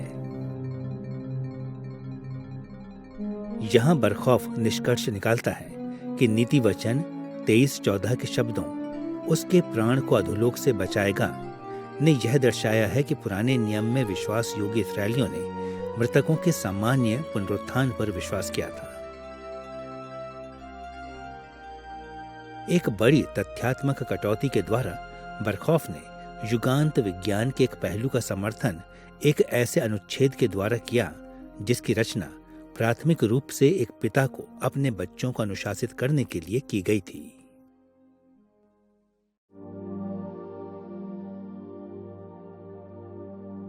अब कई बार तथ्यों पर ध्यान केंद्रित करना और भी अधिक कटौती भरा हो सकता है। उदाहरण के लिए आपको याद होगा कि विधिवत धर्म विज्ञानी जितना हो सके बातों को उतने ही प्रत्यक्ष रूप से कहने का प्रयास करते हैं। इसलिए यदि किसी अनुच्छेद में भाषा के अलंकार हों तो विधिवत धर्म विज्ञानी यह स्पष्ट करने का प्रयास करते हैं कि भाषा के उन अलंकारों का सीधा सीधा अर्थ क्या है। मिलार्ड एरिक्सन की पुस्तक क्रिश्चियन थियोलॉजी के 48वें अध्याय में इस तरह की नाटकीय तथ्यात्मक कटौती पर ध्यान दें, जहां उसने परमेश्वर के वचन की चर्चा अनुग्रह के माध्यम के रूप में की है। उसने परमेश्वर के वचन के लिए रूपकों और उपमाओं की एक श्रृंखला पर ध्यान दिया जो बाइबल के अनुच्छेदों की एक संकलन में पाए जाते हैं। वह इस प्रकार लिखता है, परमेश्वर के वचन की प्रकृति और कार्य प्रणाली को दर्शाने के लिए चित्रों की एक घनी श्रृंखला है। वह एक हथौड़ा, एक दर्पण, एक बीज, वर्षा और बर्फ, दूध, शक्तिशाली भोजन, सोना और चांदी, एक दीपक, एक तलवार और एक आग है। अब एरिक्सन द्वारा इन चित्रों का उल्लेख करने की वास्तविकता भी विधिवत धर्म विज्ञान के लिए थोड़ी असामान्य बात है। फिर भी हमें ध्यान देना चाहिए कि इन चित्रों द्वारा पाठकों पर पड़ सकने वाले घने काल्पनिक प्रभाव की खोज करने की अपेक्षा उसने उन्हें तथ्यात्मक कटौती के माध्यम से एक सरल और सीधे सीधे तर्क वाक्य में सारगर्भित किया।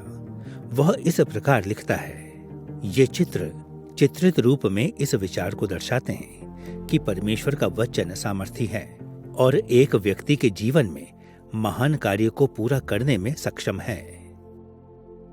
अब मैं किसी ऐसे व्यक्ति की कल्पना नहीं कर सकता जो गंभीरता के साथ उसके इस आकलन से असहमत हो, परंतु यह भी स्पष्ट है कि उसका यह आकलन व्यापक तथ्यात्मक कटौती के फल स्वरूप है, जिसमें वह इन चित्रों के व्यापक प्रभाव को केवल उस तथ्य को सामान्य रूप से कहने के कारण हाशिए पर कर देता है जिसे उन्होंने प्रमाणित किया। जैसे कि आप कल्पना कर सकते हैं, तथ्यात्मक कटौती की प्रक्रिया इस तरीके से कई अनुच्छेदों के साथ कार्य करती है। उदाहरण के लिए हम निर्गमन अध्याय 20 पद 3 की पहली आज्ञा से कह सकते हैं, जहां परमेश्वर कहता है कि उसके सामने और कोई ईश्वर नहीं होना चाहिए, कि पवित्र शास्त्र का परमेश्वर अन्य सभी अलौकिक शक्तियों से सर्वोच्च है। हम भजन संहिता 105 के पहले पद से यह निष्कर्ष निकाल सकते हैं, जो परमेश्वर की प्रशंसा की बुलाहट देता है कि परमेश्वर प्रशंसा के योग्य है। जब बाइबल के अनुच्छेदों की रचना उसके पाठकों पर अनेक प्रभावों को छोड़ने के लिए की गई हो, तब भी विधिवत धर्म विज्ञानी अधिकतर तथ्यात्मक विषय वस्तु पर ध्यान केंद्रित करते हैं और इन तथ्यों को प्रत्यक्ष धर्म वैज्ञानिक तर्क वाक्यों में स्पष्ट करते हैं।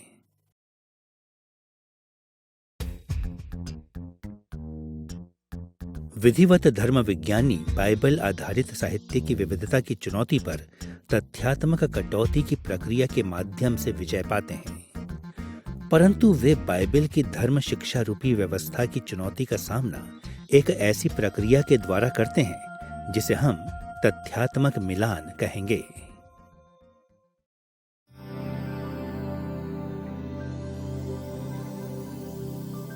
क्योंकि किसी एक विशेष विषय पर पवित्र शास्त्र की शिक्षाएं पूरी बाइबल में बिखरी हुई हैं, इसलिए विधिवत धर्म विज्ञानियों को अपने तर्क वाक्यों की रचना के लिए पूरी बाइबल में से अनुच्छेदों को मिलाना या इकट्ठा करना पड़ता है।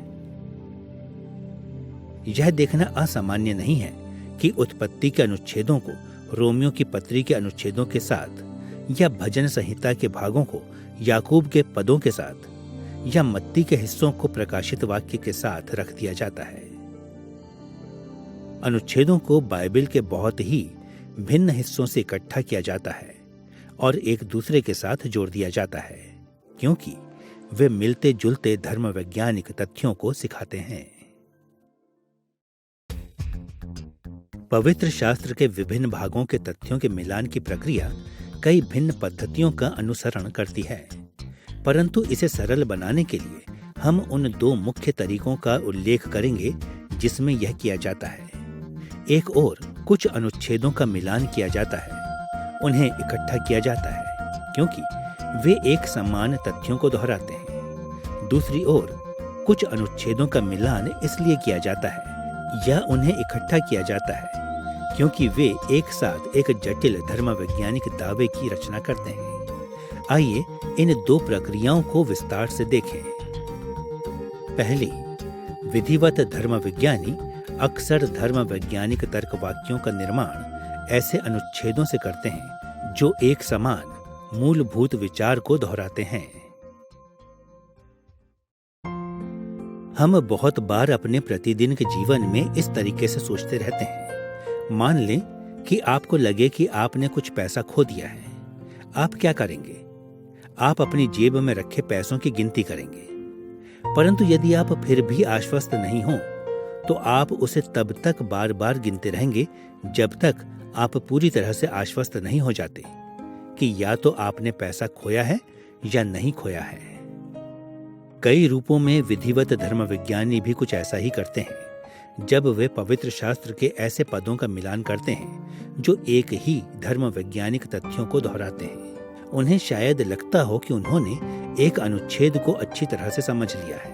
वे शायद मानते हों कि उन्होंने इससे एक सच्चे धर्म वैज्ञानिक तर्क वाक्य की रचना कर ली हो। इसलिए वे बाइबल के कई हिस्सों को देखते हैं कि क्या वही अभिप्राय वहां भी पाया जा सकता है या नहीं।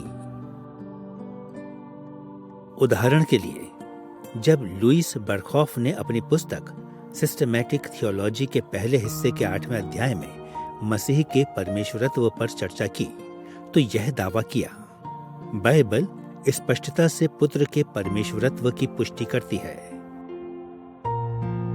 परंतु क्योंकि बरखॉफ जानता था कि बहुत से लोगों ने इस दावे को नकार दिया है, इसलिए उसने अपने दृष्टिकोण का समर्थन केवल एक ही अनुच्छेद से नहीं किया।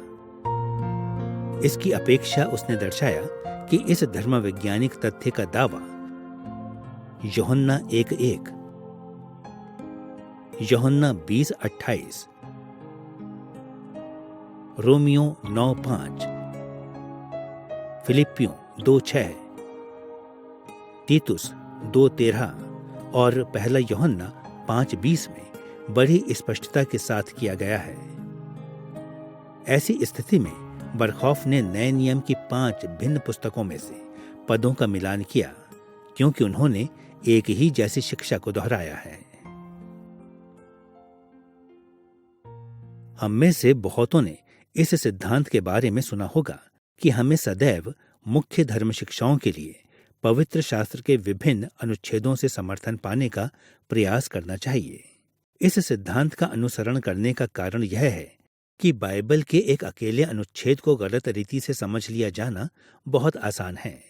इस बात की पुष्टि करने का एक तरीका कि हमने एक अनुच्छेद के दावे को सही तरीके से समझ लिया है, यह दिखाना है कि यही दावा बाइबल के अन्य हिस्सों में भी दोहराया गया है। अन्य अध्यायों में हमने निश्चितता के शंकु नामक नमूने का प्रयोग करके धर्म वैज्ञानिक निश्चितता के बारे में बात की है। हमने ध्यान दिया है कि जिम्मेदार मसीही धर्म विज्ञानी केवल यह निर्धारित करने में ही रुचि नहीं रखते कि किस बात पर विश्वास किया जाए, बल्कि साथ ही अपने बोधों की सामर्थ्य का उन बोधों के प्रमाण की सामर्थ्य के साथ समन्वय कराने में भी रुचि रखते हैं। कई रूपों में हम इसीलिए ऐसे पदों का मिलान करते हैं जो समान धर्म वैज्ञानिक तथ्यों को दोहराते हैं। जब हम किसी तर्क वाक्य के लिए दोहराते हुए पदों के समर्थन को नहीं पाते तो हमें उस तर्क वाक्य में अपने भरोसे को निम्न स्तर पर रखना चाहिए। परंतु पवित्र शास्त्र में एक तथ्य को बार बार देखना एक ऐसा सामान्य तरीका है जिससे हम और भी अधिक भरोसे को प्राप्त कर सकते हैं।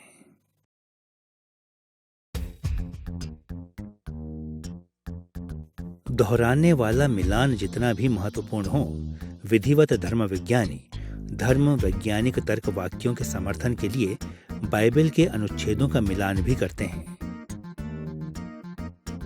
दूसरे शब्दों में, विधिवत धर्म विज्ञानी पूरी बाइबल में विभिन्न तथ्यात्मक दावों को पाते हैं और वृहत बहुआयामी धर्म वैज्ञानिक पुष्टियों की रचना करने के लिए उन्हें इकट्ठा करते हैं। आइए मिश्रित मिलान की प्रक्रिया को प्रतिदिन के जीवन के एक उदाहरण से स्पष्ट करें। कल्पना करें कि जैसे ही मैं बाहर जाने वाला होता हूँ, मुझे गड़गड़ाहट की आवाज सुनाई देती है और मुझे लगता है कि वर्षा हो रही है। मैं अपने संदेह को कैसे दूर करता हूँ? एक तरीका अन्य बातों पर ध्यान देने का है जो इसकी पुष्टि करती हूँ। जब एक मित्र दौड़ता हुआ भीतर चला आता है और पानी से भीगा हुआ है, तो मैं और भी अधिक आश्वस्त हो जाता हूँ कि वर्षा हो रही है। यदि मेरा मित्र अपना गीला छाता मुझे पकड़ाता है, तो मैं और भी ज्यादा आश्वस्त होता हूँ कि वर्षा हो रही है। और फिर यदि वह कहता है, बाहर मूसलाधार वर्षा हो रही है, तो मैं यहाँ तक पूरी तरह से आश्वस्त हो जाऊंगा कि मैं अपने छाते के बिना बाहर जाने के बारे में सोचूंगा भी नहीं। ये अवलोकन दोहराए हुए नहीं है। मैं गड़गड़ाहट को सुनता हूँ, मैं अपने मित्र को भीगा हुआ देखता हूँ, मैं उसके छाते को छूता हूँ और मैं एक स्पष्ट विवरण को प्राप्त करता हूँ। ये सब प्रमाण अलग अलग बातें दर्शाते हैं और एक साथ मिलकर वे एक ऐसे प्रमाण की रचना करते हैं जो मुझे आश्वस्त कर देते हैं कि मेरा संदेह सही था। कई रूपों में विधिवत धर्म विज्ञानी मिश्रित मिलान की समान पद्धति का अनुसरण करते हैं। वे ध्यान देते हैं कि एक अनुच्छेद में एक बात सिखाई गई है, तब वे ध्यान देते हैं कि अन्य संबंधित विषय का दावा किसी दूसरे अनुच्छेद में किया गया है। तब वे अन्य अनुच्छेदों को पाते हैं जो अन्य प्रासंगिक विचारों की शिक्षा देते हैं। तब वे इस सारी जानकारी को एकत्र करके इन सभी धर्म वैज्ञानिक तथ्यों से बने एक धर्म वैज्ञानिक तर्क वाक्य की रचना करते हैं। यह देखने के लिए कि यह प्रक्रिया कैसे कार्य करती है, आइए हम बरखौफ की पुस्तक सिस्टमैटिक थियोलॉजी के भाग 1 के अध्याय 8 में मसीह के परमेश्वरत्व पर उसकी चर्चा की ओर मुड़े। हमने पहले ही यह देख लिया है कि उसने इस स्पष्ट दावों के दोहराव पर ध्यान दिया है कि मसीह ईश्वरीय है, जब उसने यह कहा था कि बाइबल स्पष्टता से पुत्र के परमेश्वरत्व की पुष्टि करती है। परंतु उसके धर्म वैज्ञानिक तर्क वाक्य कि मसीह पूरी तरह से ईश्वरीय है को संबंधित परंतु भिन्न दावों के मिश्रित मिलान के द्वारा भी समर्थन मिलता है, जिसे उसने पवित्र शास्त्र के कई हिस्सों से खोजा था। उसने इस तरीके से कहना जारी रखा, बाइबल भी उसके साथ ईश्वरीय नामों को जोड़ती है, उसमें ईश्वरीय गुणों को जोड़ती है, उसके बारे में ऐसे बोलती है जो ईश्वरीय कार्य करता है और उसे ईश्वरीय सम्मान देती है। बरखौफ का यह निष्कर्ष कि मसीह परमेश्वर है, इनमें से किसी भी दावे पर अलग अलग आधारित नहीं था, बल्कि इन सभी धर्म वैज्ञानिक दावों पर सामूहिक रूप से आधारित था। यह समझना कठिन नहीं है कि बरखौफ ने ऐसा क्यों किया। मसीह के ईश्वरीय होने की धारणा को पवित्र शास्त्र के कई व्याख्याकारों के द्वारा चुनौती दी गई है। इसलिए केवल यह दिखाना पर्याप्त नहीं था कि कुछ पद स्पष्ट रूप से उसके ईश्वरत्व की पुष्टि करते हैं। वह यह पुष्टि करना चाहता था कि उसने अन्य बातों के समर्थन को प्राप्त करके इन पदों को सही रूप से समझ लिया था। यह सच्चाई कि पवित्र शास्त्र मसीह के साथ ईश्वरीय नामों को जोड़ता है और कि वे उसमें ईश्वरीय गुणों को जोड़ते हैं, जैसे सर्वव्यापी और सर्वज्ञानी, और कि वे उसके बारे में यह बोलते हैं कि वह परमेश्वर के समान कार्य करता है, जैसे सब वस्तुओं की रचना करना और संभालना, और कि वे उसे ऐसा सम्मान देते हैं जैसा केवल परमेश्वर को मिलता है, जैसे आराधना और प्रार्थना।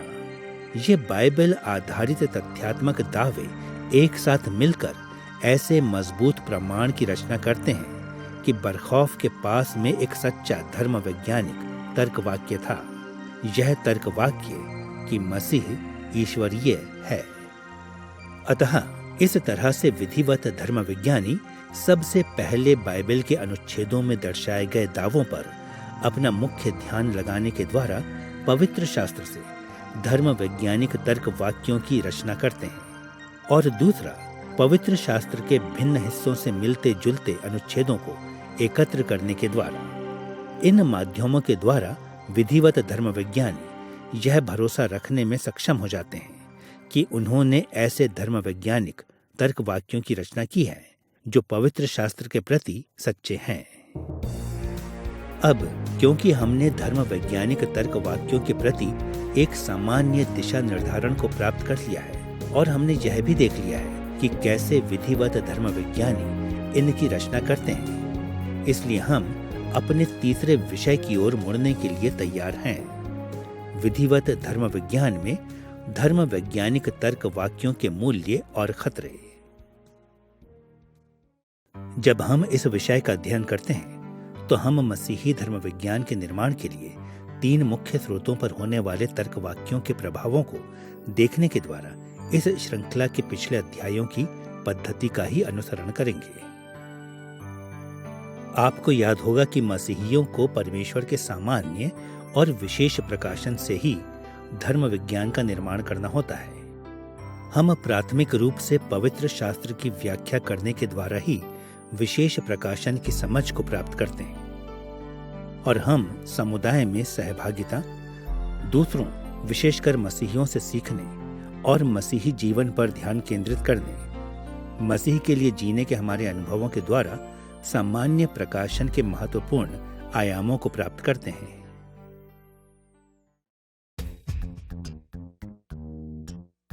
क्योंकि ये स्रोत बहुत ही महत्वपूर्ण हैं, इसलिए हम इनमें से प्रत्येक के प्रति धर्म वैज्ञानिक तर्क वाक्यों के मूल्यों और खतरों की खोज करेंगे। हम सबसे पहले तर्क वाक्यों और मसीही जीवन को देखेंगे। दूसरा, हम समुदाय में सहभागिता के संबंध में तर्क वाक्यों की खोज करेंगे।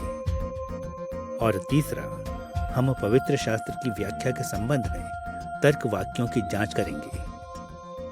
आइए सबसे पहले हम मसीही जीवन के धर्म वैज्ञानिक स्रोत को देखें। मसीही जीवन जीना व्यक्तिगत पवित्रीकरण की प्रक्रिया के अनुरूप होता है और हमने अन्य अध्यायों में देखा है कि व्यक्तिगत पवित्रीकरण वैचारिक, व्यवहारिक और भावनात्मक स्तरों पर घटित होता है, या जैसा कि हमने लिखा है, सही विचार, ऑर्थोडॉक्सी, सही आचरण, ऑर्थोप्रैक्सिस और करुणा भाव, ऑर्थोपैथोस। समय हमें अनुमति नहीं देगा कि हम उन सभी तरीकों को देखें जिनमें धर्म वैज्ञानिक तर्क वाक्य पवित्रीकरण के इन भिन्न भिन्न पहलुओं को प्रभावित करते हैं। इसलिए हम स्वयं को उस एक मुख्य तरीके तक ही सीमित रखेंगे जिसमें वे मसीह जीवन में वृद्धि कर सकते हैं, और एक मुख्य तरीके को जिसमें वे मसीही जीवन में रुकावट उत्पन्न कर सकते हैं। आइए सर्वप्रथम हम उस एक तरीके को देखें जिसमें धर्म वैज्ञानिक तर्क वाक्य मसीह के लिए जीवन जीने के हमारे प्रयासों में वृद्धि कर सकते हैं। पारंपरिक धर्म वैज्ञानिक तर्क वाक्यों के बड़े लाभों में से एक यह है कि वे स्पष्ट और संक्षिप्त रूप में हमारे विश्वास के कई महत्वपूर्ण पहलुओं को व्यक्त करते हैं। हमारे समय में बहुत से मसीही स्पष्ट और संक्षिप्त रूप से यह कहने में असमर्थ हैं कि वे किस बात पर विश्वास करते हैं, और क्योंकि हम अपनी मान्यताओं के ठोस सारांश नहीं बना सकते, इसलिए हमें अक्सर अपने दिन प्रतिदिन के जीवन में मसीह के लिए जीने में कठिनाई होती है। मुझे स्मरण है कि एक बार मैं एक युवती से बात कर रहा था जो नहीं जानती थी कि अपनी कलीसिया के बारे में क्या निर्णय ले। वह इस बात से बड़ी असहज थी कि उसकी कलीसिया अपने कुछ सदस्यों की अनैतिक जीवन शैली को सह रही थी, परंतु वह अपनी कलीसिया को छोड़ना नहीं चाहती थी। वह मेरे पास आई और कहा, मुझे नहीं पता कि मैं क्या करूं। मैं प्रचार से इतनी आशीष प्राप्त करती हूं कि मैं अपनी कलीसिया में जाना नहीं छोड़ना चाहती। मैं कैसे निर्णय लूं? तब मैंने उससे पूछा, आपके विचार से एक सच्ची कलीसिया के चिन्ह क्या होने चाहिए? उसने मुझे ऐसे देखा कि जैसे उसे कुछ भी पता नहीं, और अंत में कहा, मुझे नहीं पता। अतः मैं इस प्रकार आगे बढ़ा, मैं नहीं सोचता कि तुम अपनी कलीसिया के बारे में तब तक कोई निर्णय ले सकोगी जब तक तुम यह नहीं समझ लेती कि एक सच्ची कलीसिया की क्या विशेषताएं होती हैं। तब मैंने उससे कहा, प्रोटेस्टेंट धर्म विज्ञान सिखाता है कि एक सच्ची कलीसिया के 3 चिन्ह होते हैं, वे हैं वचन का विश्वास योग्य रीति से प्रचार, मसीही संस्कारों का विश्वास योग्य संचालन और कलीसियाई अनुशासन का विश्वास योग्यता से पालन। उसकी प्रतिक्रिया उल्लेखनीय थी। उसने मुझसे कहा, कितना अच्छा होता यदि किसी ने मुझे यह पहले बता दिया होता। मुझे पता ही नहीं था कि मैं इस बारे में क्या सोचूं। आधुनिक संसार में मसीही अक्सर उन मूलभूत धर्म वैज्ञानिक दावों को सीखने के लिए भी समय निकालना नहीं चाहते जिनका दावा मसीहत करती है। इसलिए वे सुगठित धर्म वैज्ञानिक तर्क वाक्यों के स्थान पर भावनाओं या भ्रामक सुझावों को रख देते हैं, परंतु इनका परिणाम अक्सर एक जैसा ही होता है। जब हमें ऐसे महत्वपूर्ण निर्णय लेने होते हैं, नैतिक चुनाव करने होते हैं जिनका सामना हम दिन प्रतिदिन करते हैं, तो हम नहीं जानते कि क्या करें, क्योंकि हम सुगठित धर्म वैज्ञानिक तर्क वाक्यों की रचना ही नहीं कर पाते। पारंपरिक विधिवत धर्म विज्ञान ने हमें बहुत से तर्क वाक्य दिए हैं जो पवित्र शास्त्र के प्रति सच्चे हैं, और उन्हें सीखना मसीहियों के लिए एक सबसे सहायक बात हो सकती है जब वे मसीह के लिए जीवन जीने का प्रयास करते हैं। अब पारंपरिक धर्म वैज्ञानिक तर्क वाक्यों के साथ परिचित होना काफी सकारात्मक हो सकता है, परंतु इसी के साथ यह भी हो सकता है कि उन पर ज्यादा जोर देना या फिर उन पर बहुत अधिक निर्भर होना वास्तव में मसीही जीवन में रुकावट भी बन सकता है। एक तरह से यह सच है कि वे मसीही जो विधिवत प्रक्रियाओं का अध्ययन करते हैं अक्सर यह सोचते हैं कि उनके मसीही जीवन में व्यावहारिक निर्णयों को लेने के लिए उन्हें केवल धर्म वैज्ञानिक तर्क वाक्यों की व्यापक सूची की ही आवश्यकता है। अब जैसा कि हमने पहले ही देख लिया है, धर्म वैज्ञानिक तर्क वाक्य बहुत अधिक सहायक हो सकते हैं, परंतु इसके साथ साथ हमें हमेशा याद रखना चाहिए कि धर्म विज्ञान के मानक तर्क वाक्यों और मसीही होने के नाते हमारे द्वारा किए गए चुनावों में अंतर होता है। धर्म वैज्ञानिक तर्क वाक्य विशेषकर अमूर्त होते हैं या उन विषयों से अलग होते हैं जिनका हम सामना करते हैं, इसलिए वे प्रत्यक्ष रूप से उन परिस्थितियों को संबोधित नहीं करते जिनका हम सामना करते हैं, और इसके परिणाम स्वरूप वे उन व्यवहारिक निर्णयों के लिए पर्याप्त मार्गदर्शन प्रदान नहीं करते जिन्हें हमें लेना होता है। दुर्भाग्य से वे विश्वासी जो तर्क वाक्यों पर बहुत ज्यादा निर्भर हो जाते हैं अक्सर यह नहीं समझ पाते हैं कि फर्क कितना बड़ा है।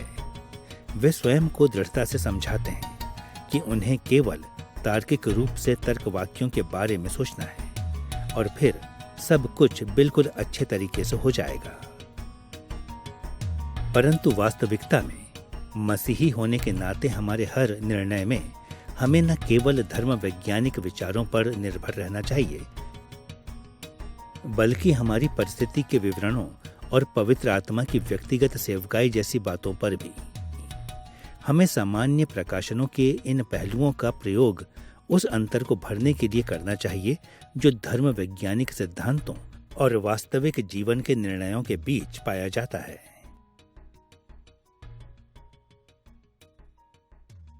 मैं फिर से उस युवती के उदाहरण की ओर मुड़ता हूं जो अपनी कलीसिया को छोड़ने के बारे में सोच रही थी। जैसे ही उसने कलीसिया के 3 चिन्हों, विश्वास योग्य प्रचार, संस्कारों के विश्वास योग्य संचालन और कलीसियाई अनुशासन के विश्वास योग्य पालन के बारे में सुना, तो उसने एकदम अपनी कलीसिया को छोड़ने का निर्णय ले लिया। परंतु मैंने तुरंत उसे सावधान किया। मैंने उसे चेताया, 1 मिनट ठहरो, तुम्हें कुछ महसूस करने की आवश्यकता है। इस संसार की किसी भी कलीसिया में सिद्धता के साथ ये तीनों चिन्ह नहीं पाए जाते। तुम्हें अपनी कलीसिया की ओर ध्यान से देखने और यह निर्णय लेने की आवश्यकता है कि वहां पर बातें कितनी बुरी हैं, और इससे भी बढ़कर तुम्हें पवित्र आत्मा की अगुवाई को खोजते हुए प्रार्थना में भी समय व्यतीत करने की आवश्यकता है, ताकि तुम एक दृढ़ निर्णय ले सको। केवल तभी तुम एक अच्छे विवेक के साथ उसे छोड़ सकोगी। सारांश में मैं उस युवती से कह रहा था कि उसकी परिस्थिति में धर्म वैज्ञानिक तर्क वाक्य भले ही महत्वपूर्ण थे, परंतु केवल धर्म वैज्ञानिक तर्क वाक्यों पर ही निर्भर होना वास्तव में उसके मसीही जीवन में रुकावट बन सकता था। इससे पहले कि वह कुछ करती, उसे सामान्य प्रकाशन की ओर देखने की आवश्यकता थी। उसे अपनी परिस्थिति को अच्छी तरह समझने और पवित्र आत्मा की व्यक्तिगत सेवकाई के प्रति समर्पित होने की आवश्यकता थी।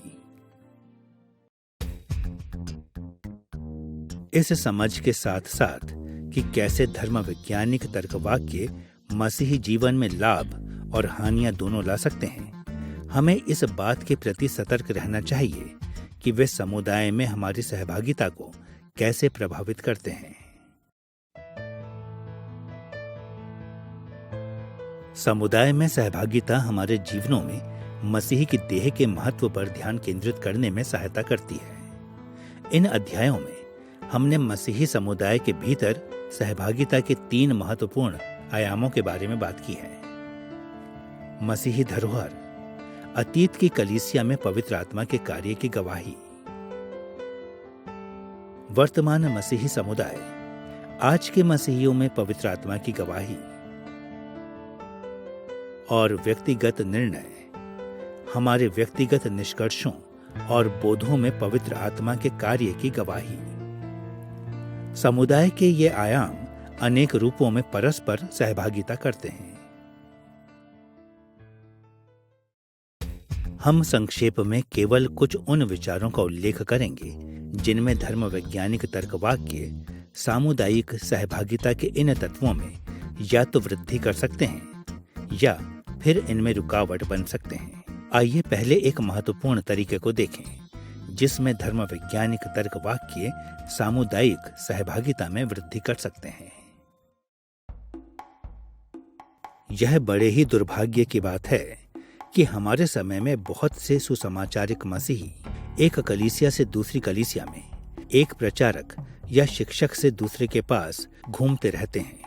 उनमें थोड़ी सी भी योग्यता नहीं होती कि वे उन कलीसियाओं और प्रचारकों के साथ कैसे सहभागिता करें। हम नहीं जानते कि किसका अनुसरण करें। हम किसी कलीसिया की सकारात्मकता और नकारात्मकता को समझ नहीं सकते। समझ की यह कमी सामान्य रूप से मसीही विश्वास के मूलभूत तथ्यात्मक दावों के अज्ञानता के कारण उत्पन्न होती है। विधिवत धर्म विज्ञान के मूलभूत धर्म वैज्ञानिक तर्क वाक्यों से अवगत होना मसीह का और अधिक समझदार अनुयायी बनने का एक उत्तम तरीका है। ठोस धर्म वैज्ञानिक तर्क वाक्यों का लाभ उठाने का एक बहुत ही व्यवहारिक तरीका कुछ प्रोटेस्टेंट धर्म शिक्षाओं की प्रश्नोत्तरी से परिचित होना है। धर्म शिक्षाओं की प्रश्नोत्तरी जैसे हेडलबर्ग धर्म शिक्षा प्रश्नोत्तरी या वेस्टमिंस्टर लघु धर्म शिक्षा प्रश्नोत्तरी छोटे धर्म वैज्ञानिक तर्क वाक्य प्रदान करती है जिन्हें सीखना आसान है और इन धर्म वैज्ञानिक दृष्टिकोणों को ध्यान में रखते हुए मसीह के अनुयायी और अधिक समझ प्राप्त कर सकते हैं। उदाहरण के लिए, यदि कोई जीवन के उद्देश्य या लक्ष्य पर चर्चा करना चाहता है तो उसके लिए वेस्टमिंस्टर लघु धर्म शिक्षा प्रश्नोत्तरी के पहले प्रश्न और इसके उत्तर को जानना बहुत सहायक होगा। सुनिए किस प्रकार यह एक सरल वाक्य में एक ठोस बाइबल आधारित शिक्षा का सारांश प्रस्तुत करता है। इस प्रश्न के उत्तर में मनुष्य का मुख्य उद्देश्य क्या है? धर्म शिक्षा प्रश्नोत्तरी उत्तर देती है, मनुष्य के जीवन का मुख्य उद्देश्य परमेश्वर की महिमा करना और सदैव उसका आनंद लेना है। मान लें कि कोई एक नए दृष्टिकोण के साथ आता है कि मसीही अपने जीवन में राहत कैसे पा सकते हैं, तो हेडलबर्ग धर्म शिक्षा प्रश्नोत्तरी के पहले प्रश्न और इसके उत्तर को जानना बहुत सहायक होगा। पहला प्रश्न यह है, आपके जीवन और मृत्यु में एकमात्र राहत क्या है? और धर्म शिक्षा प्रश्नोत्तरी इसका उत्तर ऐसे देती है कि मैं अपना नहीं हूँ, बल्कि जीवन और मृत्यु में शरीर और प्राण सहित मेरे विश्वास योग्य उद्धारकर्ता यीशु मसीह का हूँ। उसने अपने बहुमूल्य लहू से मेरे पापों की कीमत को चुका दिया है और मुझे शैतान के अत्याचार से छुड़ा लिया है। वह मेरी रक्षा इस प्रकार करता है कि स्वर्ग में मेरे पिता की इच्छा के बिना मेरा एक बाल भी नीचे नहीं गिर सकता। सच्चाई तो यह है कि सभी बातें मिलकर मेरे उद्धार के लिए कार्य करती हैं। क्योंकि मैं उसका हूं, इसलिए मसीह अपने पवित्र आत्मा के द्वारा मुझे अनंत जीवन का आश्वासन देता है और मुझे अब से उसके लिए जीवन में पूरे मन के साथ राजी और तैयार कराता है। इस तरह के ठोस धर्म वैज्ञानिक दृष्टिकोणों को सीखना हमें और अधिक समझदार बना सकता है जब हम अन्य मसीहियों के साथ सहभागिता करते हैं, और इस तरह से वे समुदाय में हमारी सहभागिता में बहुत अधिक वृद्धि करते हैं। इसके साथ साथ जहां ठोस धर्म वैज्ञानिक तर्कवाक्य हमें और अधिक समझदार बनाने के द्वारा सहभागिता में वृद्धि कर सकते हैं, वहीं बाइबल आधारित तर्कवाक्यों पर ध्यान केंद्रित करना मसीहियों के बीच सहभागिता में रुकावट भी बन सकता है। कई बार मसीही बहुत घनिष्ठता के साथ स्वयं को तर्कवाक्यों के एक समूह के साथ जोड़ लेते हैं कि उनको सकारात्मक तरीकों से ऐसे अन्य विश्वासियों के साथ सहभागिता करने में कठिनाई होती है जो ठीक उनके तरीके से बातों को ना कहते हों। देखिए, धर्म वैज्ञानिक तर्कवाक्यों के साथ एक ऐसी समस्या है जिसे हम अक्सर भूल जाते हैं। उनमें से अधिकांश बाइबल के उद्धरण नहीं हैं। इसकी अपेक्षा वे मानवीय व्याख्या के उत्पाद हैं। वे बाइबल आधारित शिक्षाओं को जितनी हो सके उतनी सटीकता से सारगर्भित करने का प्रयास करते हैं, परंतु जैसा कि हमने इस अध्याय में देखा है, कई बार वे बहुत जटिल प्रक्रियाओं से निकलते हैं, यहाँ तक कि सर्वोत्तम धर्म वैज्ञानिक तर्क वाक्यों का कार्यक्षेत्र सीमित होता है और सभी किसी न किसी रूप में त्रुटिपूर्ण होते हैं। परिणाम स्वरूप जब हम विधिवत धर्म विज्ञान में धर्म वैज्ञानिक तर्क वाक्यों के बारे में और अधिक सीखते हैं, तो हमें उनके साथ अपना लगाव सदैव इस प्रकार रखना चाहिए कि वे प्रेरणा प्राप्त नहीं हैं, वे त्रुटि रहित नहीं हैं और उनका अधिकार उतना बड़ा नहीं है जितना बाइबल का है। मुझे याद है, एक बार मैं एक मित्र से बातचीत कर रहा था जिसने मुझसे कहा कि उसका कोई मसीही मित्र नहीं था। उसने अकेले होने की शिकायत की, तो मैंने उससे पूछा कि क्या उसने किसी से संगति की थी। उसने मुझसे कहा, मुझे ऐसा कोई मिलता ही नहीं जो उन बातों से सहमत हो जिन्हें मैं मानता हूं, इसलिए मेरी किसी के साथ कोई संगति नहीं है। मैंने इस तरह से प्रत्युत्तर दिया, तुम्हारा अर्थ है कि तुम्हें ऐसा कोई नहीं मिलता जो मसीह पर विश्वास करता हो? उसने उत्तर दिया, अरे नहीं, ऐसा नहीं है। मुझे कोई ऐसा व्यक्ति नहीं मिलता जो सब बातों में मेरे साथ सहमत हो। मुझे इस मित्र से बहुत निराशा हुई। उसे जानना चाहिए था कि मसीही लोग कभी भी धर्म विज्ञान के प्रत्येक विवरण पर कभी सहमत नहीं हुए हैं। परंतु दुर्भाग्यवश मेरे मित्र की भयानक प्राथमिकताएं थीं। उसने धर्म वैज्ञानिक तर्क वाक्यों पर बहुत ज्यादा जोर दे दिया था, इतना कि उसने दूसरों के साथ संगति करने की अपनी योग्यता को ही बाधित कर दिया था। सदियों से मसीह के कार्य में तब बहुत हानि हुई है जब जब मसीहियों ने अपनी धर्म वैज्ञानिक प्रतिबद्धताओं को रुकावट मानकर अन्य मसीहियों के साथ सहभागिता करने से इनकार किया है। जब जब हम इस बात पर जोर देते हैं कि दूसरे लोग धर्म वैज्ञानिक विषय के हमारे इस या उस पहलू से सहमत हों, तो हम पवित्र शास्त्र के निर्देशों से बहुत दूर चले जाते हैं। इस संबंध में पहला कुरिन्थियों 8 अध्याय 4 से 12 पद में प्रेरित पौलुस के शब्दों पर ध्यान दें। वहां हम अपनी धर्म वैज्ञानिक प्रतिबद्धताओं के बारे में इन शब्दों को पढ़ते हैं। हम जानते हैं कि मूर्ति जगत में कोई वस्तु नहीं है, पर सबको यह ज्ञान नहीं, परंतु कुछ तो अब तक मूर्ति को कुछ समझते हैं। उनका विवेक निर्बल होने के कारण अशुद्ध हो जाता है। यदि कोई तुझ ज्ञानी को मूर्ति के मंदिर में भोजन करते देखे, तो क्या उसके विवेक में मूर्ति के सामने बलि की हुई वस्तु के खाने का साहस ना हो जाएगा। इस प्रकार भाइयों के विरुद्ध अपराध करने से तुम मसीह के विरुद्ध अपराध करते हो। पौलुस ने ज्ञानवान मसीहियों को उत्साहित किया कि वे उनसे प्रेम करें जो उनके समान ज्ञानवान नहीं थे और उनकी सेवा करें। उसने ज्ञानवानों को यहाँ तक उत्साहित किया कि वे दूसरों को ठोकर खिलाने से बचाने के लिए अपने ज्ञान को सीमित रूप से काम में लें।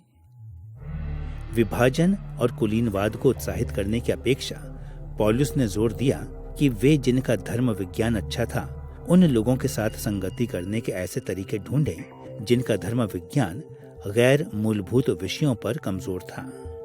संक्षेप में उसने उन्हें सिखाया कि गैर मूलभूत धर्म वैज्ञानिक तर्क वाक्यों की सटीकता की अपेक्षा संगति अधिक महत्वपूर्ण है। यह हम सबके लिए समय है कि हम यह सीखें कि ऐसे मसीहियों के साथ मिलकर कैसे कार्य किया जाए जो हर तरह के विवरण में हमारे साथ सहमत नहीं होते। ऐसे कुछ तरीकों को देखने के बाद जिनमें धर्म वैज्ञानिक तर्कवाक्य मसीही जीवन और समुदाय में सहभागिता से संबंधित हैं, अब हमें अपने तीसरे मुख्य धर्म वैज्ञानिक स्रोत की ओर मुड़ना चाहिए, पवित्र शास्त्र की व्याख्या। विधिवत प्रक्रियाओं में तर्कवाक्य बाइबल की हमारी व्याख्या को कैसे प्रभावित करते हैं। मसीही धर्म विज्ञान के निर्माण में व्याख्या महत्वपूर्ण है क्योंकि यही पवित्र शास्त्र में परमेश्वर के विशेष प्रकाशन तक हमारी प्रत्यक्ष पहुंच है। हमने एक अन्य अध्याय में सुझाव दिया है कि पवित्र आत्मा द्वारा कलीसिया को पवित्र शास्त्र की व्याख्या करने में नेतृत्व प्रदान करने के 3 तरीकों के बारे में सोचना काफी सहायक होता है। हमने इन व्यापक श्रेणियों को यह कहा है: साहित्यिक विश्लेषण, ऐतिहासिक विश्लेषण और विषयात्मक विश्लेषण। साहित्यिक विश्लेषण पवित्र शास्त्र को एक चित्र के रूप में देखता है, मानवीय लेखकों के द्वारा अपने मूल श्रोताओं को प्रभावित करने के लिए एक कलात्मक प्रस्तुति के रूप में। ऐतिहासिक विश्लेषण पवित्र शास्त्र को इतिहास की एक खिड़की के रूप में देखता है, उन प्राचीन ऐतिहासिक घटनाओं को देखने और उनसे सीखने का तरीका है जिनका वर्णन बाइबल करती है। और विषयात्मक विश्लेषण पवित्र शास्त्र को एक दर्पण के रूप में देखता है, हमारी रुचि के प्रश्नों और विषयों पर मनन करने के तरीके के रूप में। व्याख्या की इन रूपरेखाओं को अपने मन में रखते हुए हमें उन तरीकों को खोजना चाहिए जिनमें धर्म वैज्ञानिक तर्कवाक्य बाइबल की हमारी व्याख्या में या तो वृद्धि कर सकते हैं या फिर रुकावट उत्पन्न कर सकते हैं। तर्क वाक्यों द्वारा व्याख्या में हमारी सहायता का एक सबसे स्पष्ट तरीका यह है जिसमें वे उन धर्म वैज्ञानिक दावों को स्पष्ट करते हैं जो पूरी बाइबल में बिखरे हुए हैं। यदि कोई ऐसी बात है जो सत्य हो तो वह यह है: बाइबल एक जटिल पुस्तक है। इसकी विभिन्न साहित्यिक शैलियां, ऐतिहासिक उल्लेख और धर्म वैज्ञानिक शिक्षाएं इतनी विस्तृत हैं कि बहुत से मसीही बाइबल में नियमितता को नहीं देख पाते हैं। इसके फलस्वरूप हम में से बहुत से पवित्र शास्त्र के छोटे छोटे भागों को खोजने और अध्ययन करने से संतुष्ट हो जाते हैं ताकि वे इस या उस अनुच्छेद से यहाँ वहाँ के कुछ सिद्धांत सीख लें। जब हम बाइबल के प्रति अपनी जागरूकता को विस्तृत करना आरंभ करते हैं तो हम स्वयं को असमंजस में खोया पाते हैं। इस असमंजस में हमारी सहायता के लिए सदियों से चली आ रही विश्वास योग्य व्याख्या आती है जिसका प्रतिनिधित्व विधिवत धर्म विज्ञान के धर्म वैज्ञानिक तर्क वाक्यों के द्वारा किया जाता है। सदियों से विद्वान मसीहियों ने ऐसे धर्म वैज्ञानिक दावों को ढूंढने के लिए पवित्र शास्त्र को खोजा है जो वहां प्रकट होते हैं, और पवित्र शास्त्र की शिक्षा के उन सारांशों का ज्ञान हमारे लिए मार्गदर्शक चिन्ह प्रदान कर सकता है जब हम बाइबल की विभिन्न शैलियों में से होते हुए यात्रा करते हैं। मैं अक्सर अपने विद्यार्थियों से कहता हूं कि बाइबल के किसी भी अनुच्छेद की शिक्षा में प्रवेश करने का एक सबसे उत्तम तरीका ऐसे तरीकों को ढूंढना है जिनमें अनुच्छेद ऐसे महत्वपूर्ण वैज्ञानिक विषयों का स्पर्श करता है जो विधिवत धर्म विज्ञान में प्रकट होते हैं। अब बाइबल के हर भाग में प्रत्येक धर्म वैज्ञानिक तर्कवाक्य के बारे में कुछ न कुछ कहने को नहीं होगा, परंतु मूलभूत धर्म वैज्ञानिक तर्कवाक्य को ध्यान में रखते हुए एक अनुच्छेद को पढ़ना एक बाइबल आधारित अनुच्छेद के प्रति एक आरंभिक समझ प्राप्त करने के लिए हमारी सहायता करेगा। उदाहरण के लिए हम पूछ सकते हैं, उत्पत्ति 1 परमेश्वर के बारे में क्या शिक्षा देती है, जिस पर विधिवत धर्म विज्ञानी जोर देते हैं। अन्य बातों के साथ साथ वह यह शिक्षा देती है कि परमेश्वर ब्रह्मांड का सृष्टिकर्ता है। और यह मनुष्यों के बारे में क्या कहती है, जिस पर विधिवत धर्म विज्ञान में जोर दिया जाता है। वह यह शिक्षा देती है कि हम सृजे गए प्राणी हैं, कि हम परमेश्वर के स्वरूप हैं और कि परमेश्वर ने हमें पृथ्वी पर अधिकार करने का आदेश दिया है। यह सीखना कि कैसे विशेष अनुच्छेद विधिवत धर्म विज्ञान के तथ्यात्मक दावों को स्पर्श करते हैं, व्याख्या की एक महानतम उपलब्धि है जो विधिवत प्रक्रियाएं हमें प्रदान करती हैं। व्याख्या के लिए तर्क वाक्य कितने भी बहुमूल्य क्यों न हों, फिर भी हमें उस सबसे महत्वपूर्ण तरीके से अवगत होना आवश्यक है जिसमें वे पवित्र शास्त्र की हमारी व्याख्या में रुकावट बन सकते हैं। हम पहले ही उन तरीकों के बारे में बात कर चुके हैं जिसमें विधिवत धर्म विज्ञानी पवित्र शास्त्र की व्याख्या तथ्यात्मक कटौती के माध्यम से करते हैं। कैसे वे बाइबल के अनुच्छेदों के स्पष्ट और अस्पष्ट तथ्यात्मक दावों पर ध्यान केंद्रित करते हैं और पवित्र शास्त्र की जो अन्य बातें हमारे लिए हैं उन्हें हाशिए पर कर देते हैं। परंतु सच्चाई तो यह है कि परमेश्वर ने पवित्र शास्त्र को प्रेरित किया कि वह विभिन्न स्तरों पर हमें प्रभावित करे, और उसने ऐसा इसलिए किया क्योंकि हमें इन सभी रूपों में उसके मार्गदर्शन की आवश्यकता है। इसलिए जब हम आदतन केवल तथ्यात्मक दावों को ही रेखांकित करते हैं तो हम स्वयं को कई और बातों से दूर कर लेते हैं जिन्हें परमेश्वर हमें पवित्र शास्त्र में प्रदान करता है। हम उन विभिन्न प्रभावों के बारे में बात कर सकते हैं जिन्हें कई विभिन्न तरीकों से डालने के लिए पवित्र शास्त्र को रचा गया था, परंतु एक सहायक दृष्टिकोण बाइबल आधारित लेखनों के 3 ऐसे आयामों के बारे में बात करना है जो आपस में संबंधित हैं।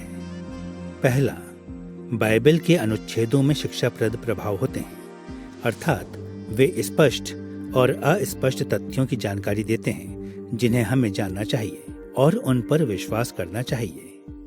यही विधिवत धर्म विज्ञान की सामर्थ्य है। इसका लक्ष्य इन तथ्यों को धर्म वैज्ञानिक तर्क वाक्यों में अलग करना और उनका मिलान करना है। परंतु इसके साथ साथ बाइबल के अनुच्छेदों में निर्देशात्मक प्रभाव भी होते हैं। वे हमारे जीवनों के लिए स्पष्ट और अस्पष्ट नैतिक दिशा निर्देश प्रदान करते हैं। यह तब सबसे स्पष्ट होता है जब हम ऐसे अनुच्छेदों को देखते हैं जो आज्ञाओं के रूप में होते हैं, परंतु ऐसे अनुच्छेद भी जिनकी रचना मुख्य रूप से जानकारी प्रदान करने के लिए की गई है, वे भी नैतिक दायित्वों को दर्शाते हैं। पौलुस ने दूसरा तीमुथियुस 3 अध्याय 16 से 17 पद में इस बात को पूरी तरह से स्पष्ट किया है। एक बार फिर से वहां लिखे उसके शब्दों को सुनिए। संपूर्ण पवित्र शास्त्र परमेश्वर की प्रेरणा से रचा गया है और उपदेश और समझाने और सुधारने और धार्मिकता की शिक्षा के लिए लाभदायक है, ताकि परमेश्वर का जन सिद्ध बने और हर एक भले काम के लिए तत्पर हो जाए। पौलुस के अनुसार बाइबल के प्रत्येक अनुच्छेद की रचना कुछ न कुछ निर्देशात्मक प्रभाव को छोड़ने के लिए की गई है। तीसरा, बाइबल के अनुच्छेदों में भावनात्मक प्रभाव होते हैं। वे स्पष्ट या अस्पष्ट रूप से पाठकों की भावनाओं को लक्ष्य बनाते हैं। पवित्र शास्त्र का यह कार्य सबसे ज्यादा स्पष्ट तब होता है जब हम सर्वाधिक भावनात्मक लेखनों जैसे भजन संहिता या ऐसे अन्य अनुच्छेदों को पढ़ते हैं जहां बाइबल के लेखकों ने भावनाओं पर जोर दिया है।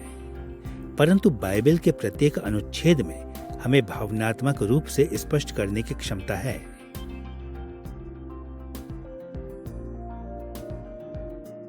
मत्ती अध्याय 22 पद 37 से 40 पर ध्यान दें, जहां यीशु ने पुराने नियम को इस प्रकार सारगर्भित किया।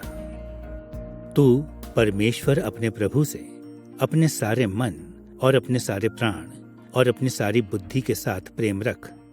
बड़ी और मुख्य आज्ञा तो यही है, और उसी के समान यह दूसरी भी है, तू अपने पड़ोसी से अपने समान प्रेम रख। यही दो आज्ञाएं सारी व्यवस्था और भविष्यवक्ताओं का आधार हैं। पवित्र शास्त्र में प्रेम एक बहुत ही अधिक भावनात्मक पहलू है, और यीशु के अनुसार यह हमारे विश्वास के लिए आधारभूत है। बाइबल के लेखक हमें सब तरह की पवित्र भावनाओं का अनुभव करने की बुलाहट देते हैं। वे हमसे अपेक्षा करते हैं कि हम पाप और इसके परिणामों से घृणा करने के प्रति उत्साहित हों। वे हमसे अपेक्षा करते हैं कि हम पवित्र शास्त्र के पृष्ठों पर जो भी देखते हैं उसकी प्रतिक्रिया में हम रोएं और आनंद मनाएं और सारी मानवीय संवेदनाओं का अनुभव करें। पवित्र शास्त्र में अनेक शैलियों का होना ही वह कारण है कि हमें बाइबल में धर्म वैज्ञानिक तर्क वाक्यों को खोजने में स्वयं को सीमित नहीं करना चाहिए। हमारे तथ्यों का सही दिशा में रखना बहुत महत्वपूर्ण है, परंतु इसके साथ साथ हमारे नैतिक मूल्यों और हमारी भावनाओं को भी सही दिशा में रखना भी उतना ही महत्वपूर्ण है। पवित्र शास्त्र की असीम गहराई प्रतीक्षा कर रही है कि सावधानी पूर्वक व्याख्या के द्वारा उसकी खोज की जाए, परंतु बाइबल की सावधानी पूर्ण व्याख्या इतनी विस्तृत होनी चाहिए कि वह उन सब बातों को प्रकट करे जो पवित्र शास्त्र हमें प्रदान करना चाहता है।